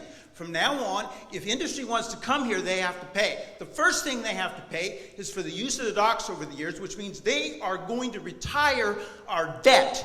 We no longer should be paying that bond. If they want in to even negotiate with us, the first thing they have to do is they have to retire our bonded indebtedness, especially the one where my mother went to Wall Street to sign the first bond agreement to build and rebuild our docks for cruise ships. We should no longer have that debt from 1997, 98, 99. And if we're going to redo our docks, then the debt from the old docks should be paid by anybody who wants to, quote, invest in our future. We're not going to carry that bonded indebtedness anymore as taxpayers of this community. Why should we? Am I making a profit? I want to make sure that the city and the borough show the citizens of this town that we're making a profit. No one's been able to show me that yet because we haven't gotten any benefit from our investment. Individuals have, business people have, everybody's making a profit, but is the community making a profit? Have we got a new park? Do we have a new trail? The Rainbird Trail hasn't been maintained in a decade. My new project, the Carlana Lake Park, where everybody can drive up and see Carlana Lake and how beautiful it is and go on the trail, even if they've got wheelchairs, that's not being built yet because probably I haven't mentioned it publicly. We need the Carlana Lake Park. And if we can spend $50 to $150 million on tourists to come here, we can spend $5, $10, $20 million on new parks and new places for local people to go and enjoy, not the tourists. We need to get in front of this. When we talk about planning, we start at the beginning. There are too many assumptions that make an ass of you and me going on here. People have talked about this. You talk about it like, yeah, we're doing it, we're going forward. 30 yeah, but seconds, nobody asked, Lauren. how long? 30. Nobody asked us. We didn't take a vote. This is a democracy still. We get to vote on whether or not we build new docks. We get to vote on the bond issue if you guys propose it. We get to vote on whatever it is that you think you're going forward with. But you really need to ask the people many more times than this if we really want to do this. And you're going to have to show me that I'm making a profit, and you're going to have to build me something that I like that I can use here. There's so much more to be said. It's all right here in my notes, if anybody can read it. I have so many questions and so many answers and so much issue with history here. We're doing the same damn thing. We will lie flat on our back for any corporation that wants to do something here. I'm not going to say names, but there's someone sitting up there who said at one time that, yeah, let's let the logging industry walk all over us just because we need the money. Time, now Lauren. that same person is saying, let's let the cruise industry walk all over us because we need money. We have to talk about this long into the winter night, and our votes should take place in January so the local people vote on all these issues and the other people don't. Thank you, Lauren.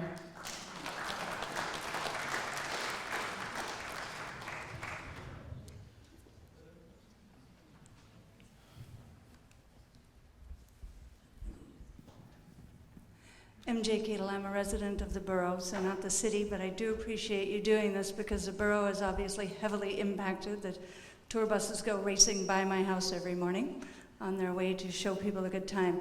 I came to Alaska in, 1985, in the tourism industry, and I fell in love with Alaska, which is pretty amazing because I was going to go to DC and go into international business and travel the world. And I ended up choosing to live in a small town in Alaska. This is no longer really a small town, and that's okay. It's nice, the tourists come for a few months and then they leave, but I am not a total rain lover. I would like to be able to get out in the summer. I'd like to be able to kayak, I'd like to be able to hike. I'm not comfortable doing that very often anymore because there's almost nowhere to go without being heavily impacted. There are no quiet trails anymore. There are no quiet places to hike anymore. And I'm not anti-tourism at all. I'm thrilled what it does for the community. I'm thrilled for the amount of revenue it does bring in. It amazes me the amount of sales tax comes in, though, and we still get taxes raised pretty regularly around here and have to pay a lot, and always hear we don't have any money for anything. Another challenge that I have is there really are very few in the community making a lot of money off of this. Wages for tourism labor, very, very low. Some of the lowest, they're basically just the cheapest retail workers you can get. I understand it's not highly skilled labor, but as a longshoreman told me when I lived in Skagway, he got paid 8 hours a day for 2 tie-ups. I have to be here, so they have to pay me to be here. So how it goes for the tourism people who live here and work here. They still get paid very low wages.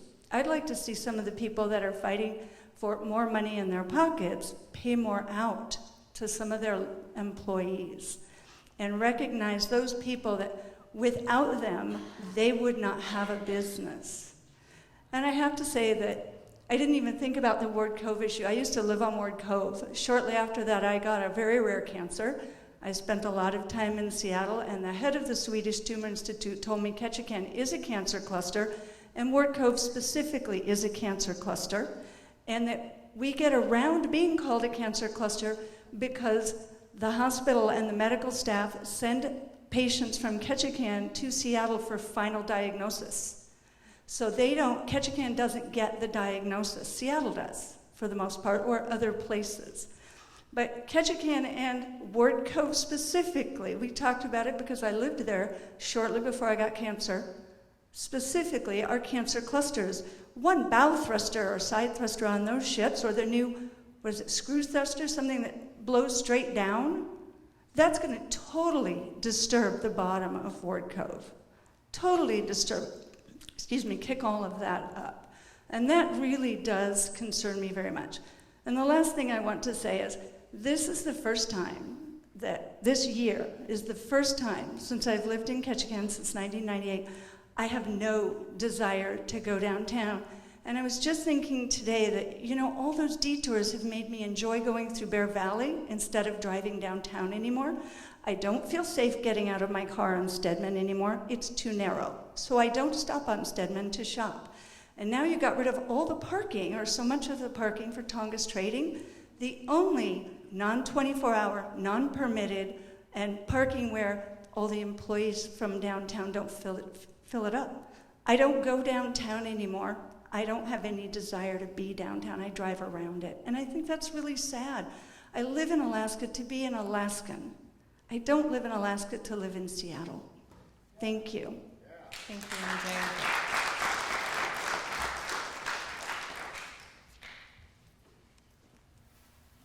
Hi, my name is Kirsten Michael.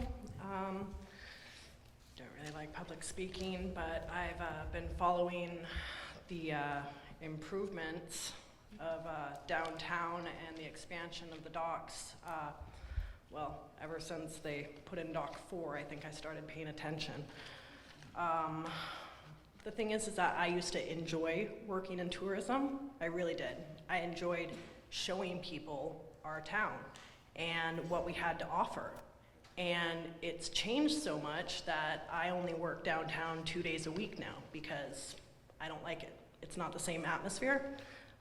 Tourists are not the same type of adventure. Some like I want to see Alaska on these huge cruise ships where people pack 5,000 passengers onto one cruise ship. People who really want to appreciate Alaska aren't going to travel that way. They're going to come here to shop. It looks like Manhattan downtown, like literally like wall to wall Manhattan. They'll walk out in the middle of the road without even looking to see if there's a car coming, knowing that you have to stop. Like, you know, there's just no pass for hitting them, even though they're in the middle of the road. The fences are amazing. I think in part of the upland planning, I think every single sidewalk should have those ropes. Like every single sidewalk should have those ropes, because people don't seem to understand that a sidewalk is the line between moving vehicles and where they're supposed to walk. So that would be one thing I would suggest. Do the improvements first, you know? Like, do the upland improvements first before you start increasing our visitors by 30%, you know, 20% this year, sorry, 20% in 1 year. And you guys haven't finished downtown. It was supposed to be done before they got here. It's almost July. They're not gonna be done by the end of the summer. So, you know, maybe if you guys did that before bringing in more people. And the pollution bothers me a lot. I mean, between the emissions from the cruise ships, my beaches, I can't take my kids to go swimming there anymore. I have to get on a boat and go to another island, and I still have tours come and park right in front of that beach and like get on their loudspeakers when I'm like off island camping. So that's frustrating. I think that there needs to be a cap, period. I think that if we put a cap at whatever our current population is, that would double our population for the day. I don't want to be outnumbered by tourists, and I don't know a single local who does. Thank you. Thank you, Kristen.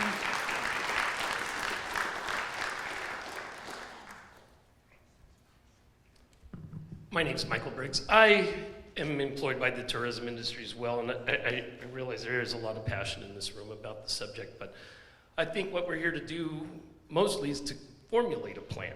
And if we are only looking at our community and looking over the next few years rather than farther down the road, we may not have a plan in place for, you know, the emerging trends. Like, for instance, I think that what you would find with shipbuilding and with the cruise ships is that these ships are not going to get smaller over time. They're going to continue to get bigger.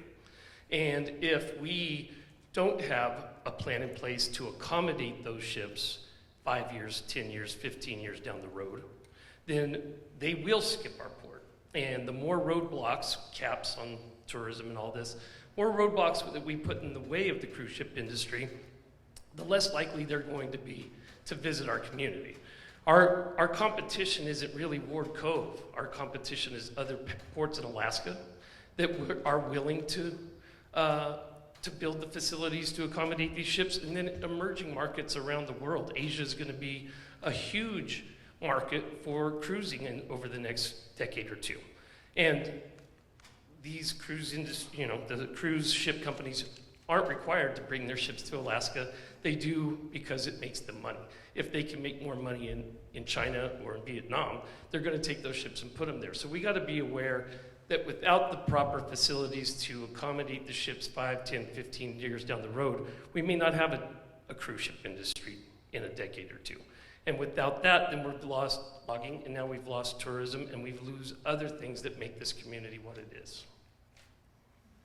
Thank you, Michael.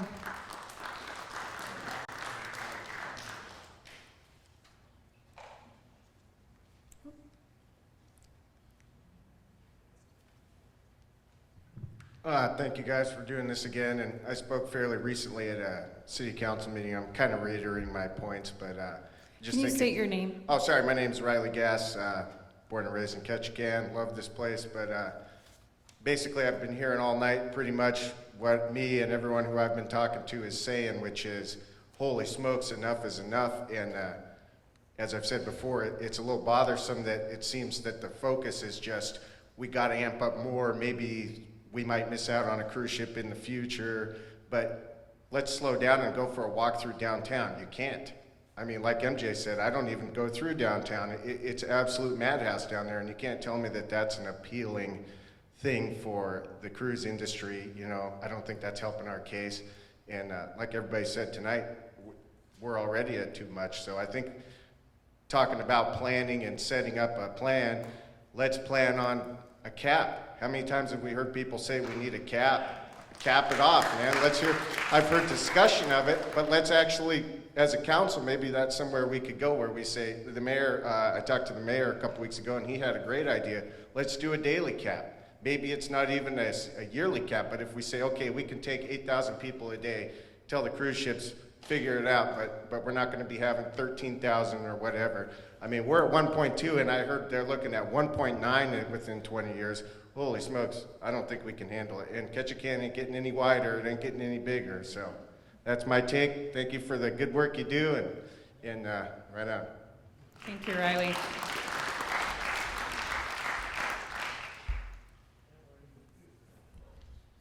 My name is Deborah Hayden. I'm an economic developer, but that doesn't mean I want endless development. On the other hand, I'm seeing a very small vision that we see these cruise ships pull up to the front door of the docks and they all get off and go into our downtown like we don't have any other options. So when we are doing this plan, I strongly advocate that we get in an airplane and look at the whole area and that they don't all have to come into the downtown. The cruise ships don't all have to pull up at those sets of docks. We can look at Gravina. I've heard one person recently told me about, you know, all kinds of reasons why Gravina Island would be a good place to do another dock and tie up tourists. And a lot of them come here not just to see us in our plaid shirts and our suspenders, but they come to see the wildlife. There's plenty of wildlife on other islands nearby. The tourists can be dispersed in that direction. Let's have a larger vision. You know, we keep talking about a cap because we're all scrunched up and our elbows are hitting our ribs. Well, we can put them in other places. They can go to other beaches and other places around the whole area. There's another whole end of, Ghetto Island that we can think about. And there's deep water places there that they can tie up that are, that we could build docks there, or they could build docks there. So I strongly advocate that we reach out to other places that get millions of tourists and take advice from them as far as how they maintain their quality of life, if they do or not. For example, Venice gets 3 million tourists a year, very small place. And they are constrained by their physical limits and they're having some problems. We don't have those physical limits. We're just under the illusion that we have them. So let's expand our physical limits and ask for advice from major real estate and tourism developers such as CB Richard Ellis or Sotheby's or some of the other big real estate and development companies that are out there that have done this before, and they could give us advice. I mean, we always try to do this with our little, minimal vision and our little, insular community without looking out the outside world and what's going on. So that's my thrust here, that you keep talking about caps and caps. Well, that's true if all we have is this one little space, but we have more spaces. Thank you, Deborah.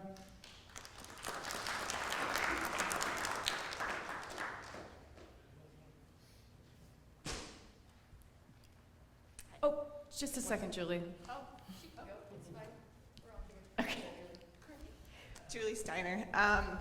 I'm a resident of Ketchikan pretty much all my life. And really the only thing that have we thought about spreading the ships out? So Sunday, Monday, so I have a business downtown and I have a business not downtown. So I have to work there no matter what. Have we thought Sunday, Monday, Thursday, Friday are the busiest days? We try to cram 12 to 13,000 people in those days. What happened to Tuesday, Wednesday, Saturday? Is that just because of the cruise ship schedule? Is there some way we can spread it out that way? Something to think about. I just noticed, the last 5 years I've been downtown, it seems like it's all crammed in 4 days. Let's spread it out. I mean, just an idea. Sorry. Thanks, Julie. All right, my name's Abby Bradbury. I'm employed by the tourism industry here and live here year-round. I kind of have struggled with both sides. I understand both sides of not necessarily the argument or the discussion at hand, but we'll start with the tourism side of the industry. Going into Ward Cove, I know we don't really have a say in necessarily directly on stopping that or whatnot, but do we really want the ships pulling in out there and having to deal with the negative complaints of guests having to wait for shuttles to get into town? Because inevitably everybody is going to come to downtown. Are we really wanting to, right now guests complain about having to walk from Dock 4 to downtown. It's 4 minutes. Now they're having to get on a bus for 20, 25 minutes just to come into town. Next, the 5,000 passenger ships are going to come in, drop all the people into town. We will now have to support those guests. Are we getting any funds from these ships? Yes, it's a private dock, but how is the city going or the borough going to get funds to continue to support the infrastructure of those guests at the private dock? Then, where are those people going to get dropped off in town? I'm down there every day. We don't really have a lot of space for the buses to just deal with the ships that have pulled into town, the city buses to move around, the flow of traffic to continue at a regular pace throughout the day. So where are we now going to drop these 5,000 passengers, potentially 10,000 if 2 ships docked at one time, into downtown? Yeah, we could probably handle them if it was spread out, like Julie said, into different days, but if they dock at the same time, where are those 10,000 guests gonna go on top of the 4 ships that we already probably will have downtown? Then let's see. Unfortunately, when you pull in on a ship, you look at our downtown right now. It's not very beautiful.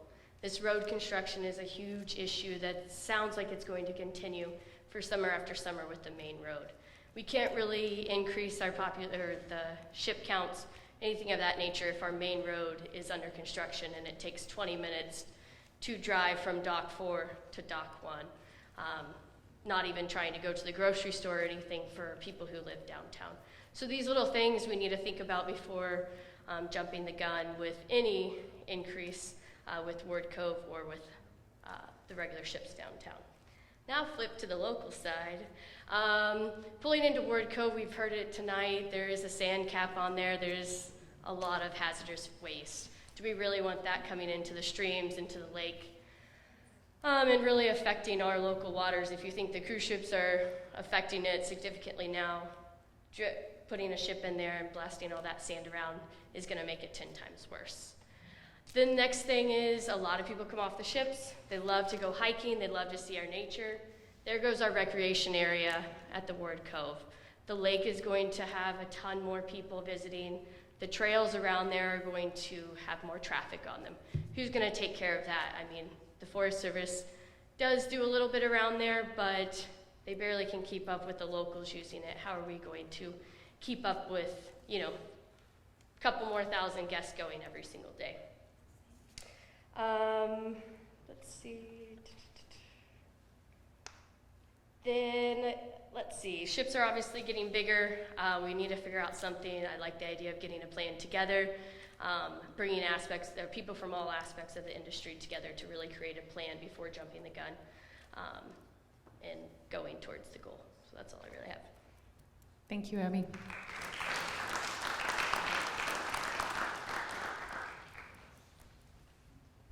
Would anyone else like to speak? Lois.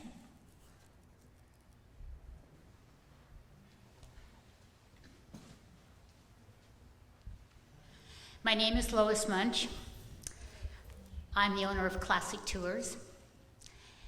And I look at my tours as an extension of my teaching days at K-High, when I used to teach with Dan Ortiz. And then eventually I subbed for him. So when I was much younger, I thought it would be so much fun to drive a tour bus. And in those days, there was only Gray Line here. So I learned to drive the 40-foot long buses that Gray Line had at that time. And it was so much fun. I really enjoyed it. And I learned really fast that people wanted to speak with the local person. So the only chance they had was when I was waiting for people to come out of either Totem Bite or the Historical Museum, or Totem Heritage Museum. And I got the idea, way back then during my first year, that I could do the same thing for people in a small group. And I happened to have a 55 Chevy that was newly restored, and my idea, my business plan was that, I could use my Chevy, dress in 50s clothes, not go where Gray Line goes, except to the Totem Pole Park, and I want my people to learn and have fun. So that's how I started my business. I just, I've floundered around a lot. I'm giving you this background because I want you to know that I have been involved in this industry for a long, long, long time, and I've seen many, many, many changes. Now, I love Ketchikan. I could not wait after graduating from college to get here fast enough to teach school. So I had a wonderful career at K-High, then I started my tour business, and I'm still doing it, and Classic Tours on June 4th celebrated her 30th birthday. So I'm now in my 31st year of doing this, and I think I have a pretty good handle on many things regarding tourism. First of all, I would like to say that I do not solicit comments from my tour guests. I don't say, what was your favorite place in Alaska? What do you like best? What do you like to do? No. But what I hear from people constantly is them saying, Ketchikan is our favorite city, but why do we have to spend so much time in Juneau? But I know why, and I tell them the reason. It has to do with all those shore excursions that take a long time, like going up to the ice fields or flying to Taku Glacier Lodge. And so there's a lot of revenue for the industry in those types of opportunities. And in Ketchikan, I think we have far more independent tour operators, and the magnitude of opportunities that have been created in this town just blow my mind. So I love this town. I love it so much, and I'm so proud of it. I often refer with my tour guests that to me Ketchikan is like a big quilt, and there are all these different entities that have their own block on the quilt of Ketchikan. That includes the Coast Guard, it includes just about everything you can think of. And we don't need me to take any more time to talk about the different quilt blocks. But I love my town, and I am vehemently opposed to bringing in more and more and more people. Our sidewalks are crowded downtown, people are driving fast, tourists, especially the Asian people, they're just jumping out. On the street, we have the people who stand in the street to take a picture of the Welcome Arch. I don't want us to be as quaint as we were in the 50s, even though I wasn't here then. But I want us to continue to have our wonderful quality of life. So people still really want to come back here, and they have a different experience than when the sidewalks, the streets, the stores are just filled with people. And by the way, one of the questions I am always asked, and again, I don't solicit anything, people will say, why are there so many jewelry stores here? So, anyway, you feel free to ask me questions, anybody. Thank you. I'll be around for another 30 years. Thank you.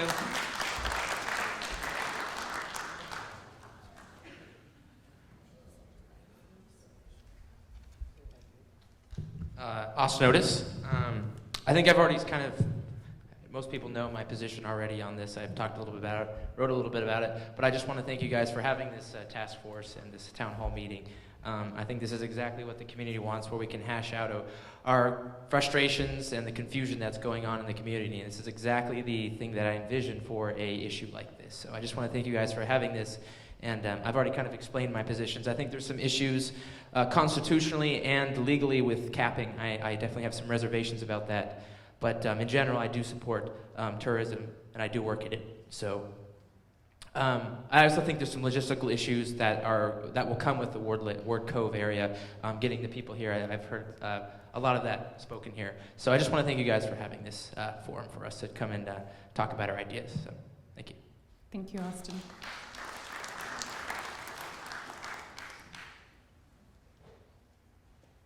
Would anybody else like to speak?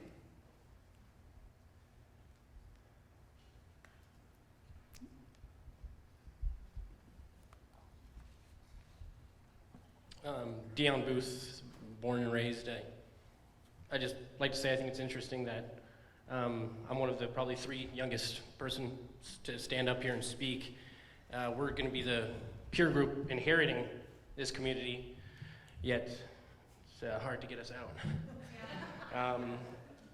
But I was very surprised actually to see so many older people that are also opposed to this, but I did make a list while listening to the people before me, Matt Hagen, Jay Mitani, Jeff Carlson, Craig Carlson, or Craig something, Carson, Susan Peters, Springberry, Rob Shear, etc.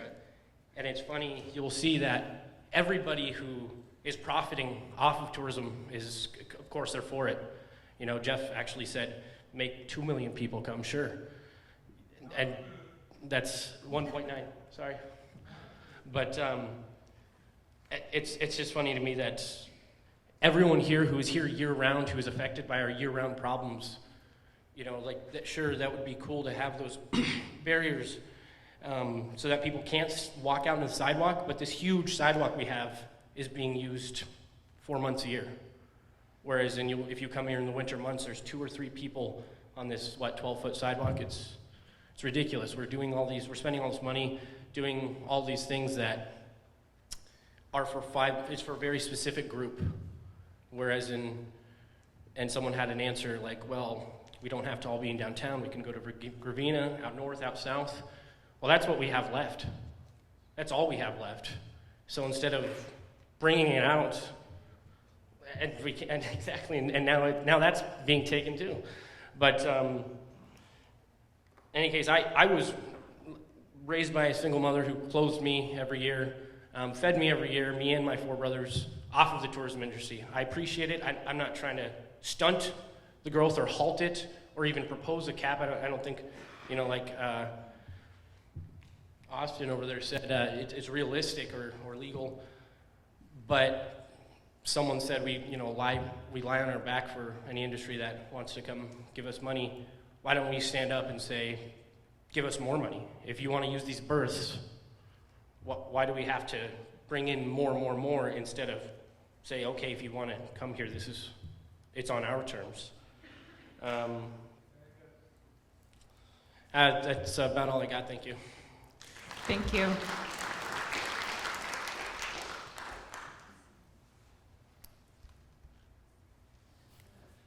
Well, thanks, Dion. I consider myself a young person in the room, so I guess I have to get up and speak. Emma Hupel, Heather Evoy Dawayu, Simchianyu Lakshkik Diptegu, Ketchikan Diwawatgu, Ada Juno Diwalzogu. My name is Heather Evoy. I'm Simchian from the Eagle Clan. Born and raised here in Ketchikan, but I do live in Juneau. I came home for this meeting and some other things, but Southern Southeast will always be my home. It's a very special place. And I just would like to say that I'm not anti-tourism, but I am pro-environment. And I'd like to ask you folks to, I've heard a lot about planning for the next 5, 10, 20 years. Take an indigenous perspective. My ancestors planned for the next 10,000 years, not a short-sighted plan. And I just, I would like to comment on Bill's idea of supporting more independent tourism. I think that that's a really great idea, but under the Trump and Dunleavy administration that we're currently faced with, I think that environmental rollbacks are going to continue to happen, and as well as cuts to the ferry. So, I mean, if we want to support independent tours or tourists, what does that mean with cuts to our ferry system? And I am very opposed to development at Ward Cove. Like I said, I'm pro-environment, so you guys can come to your own conclusions on that one. But in Deutsche Stimme, thank you very much for allowing this to happen and for allowing us all the time to speak. Thank you, Heather.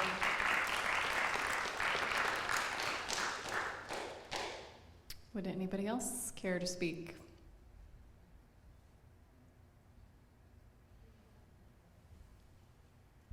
Okay. Well, thank you, everyone. Sincerely, this was, I think, a very, very productive evening. It was really wonderful to hear from all of you, hear your perspectives, hear your priorities and concerns. So we hope to see you again in the future.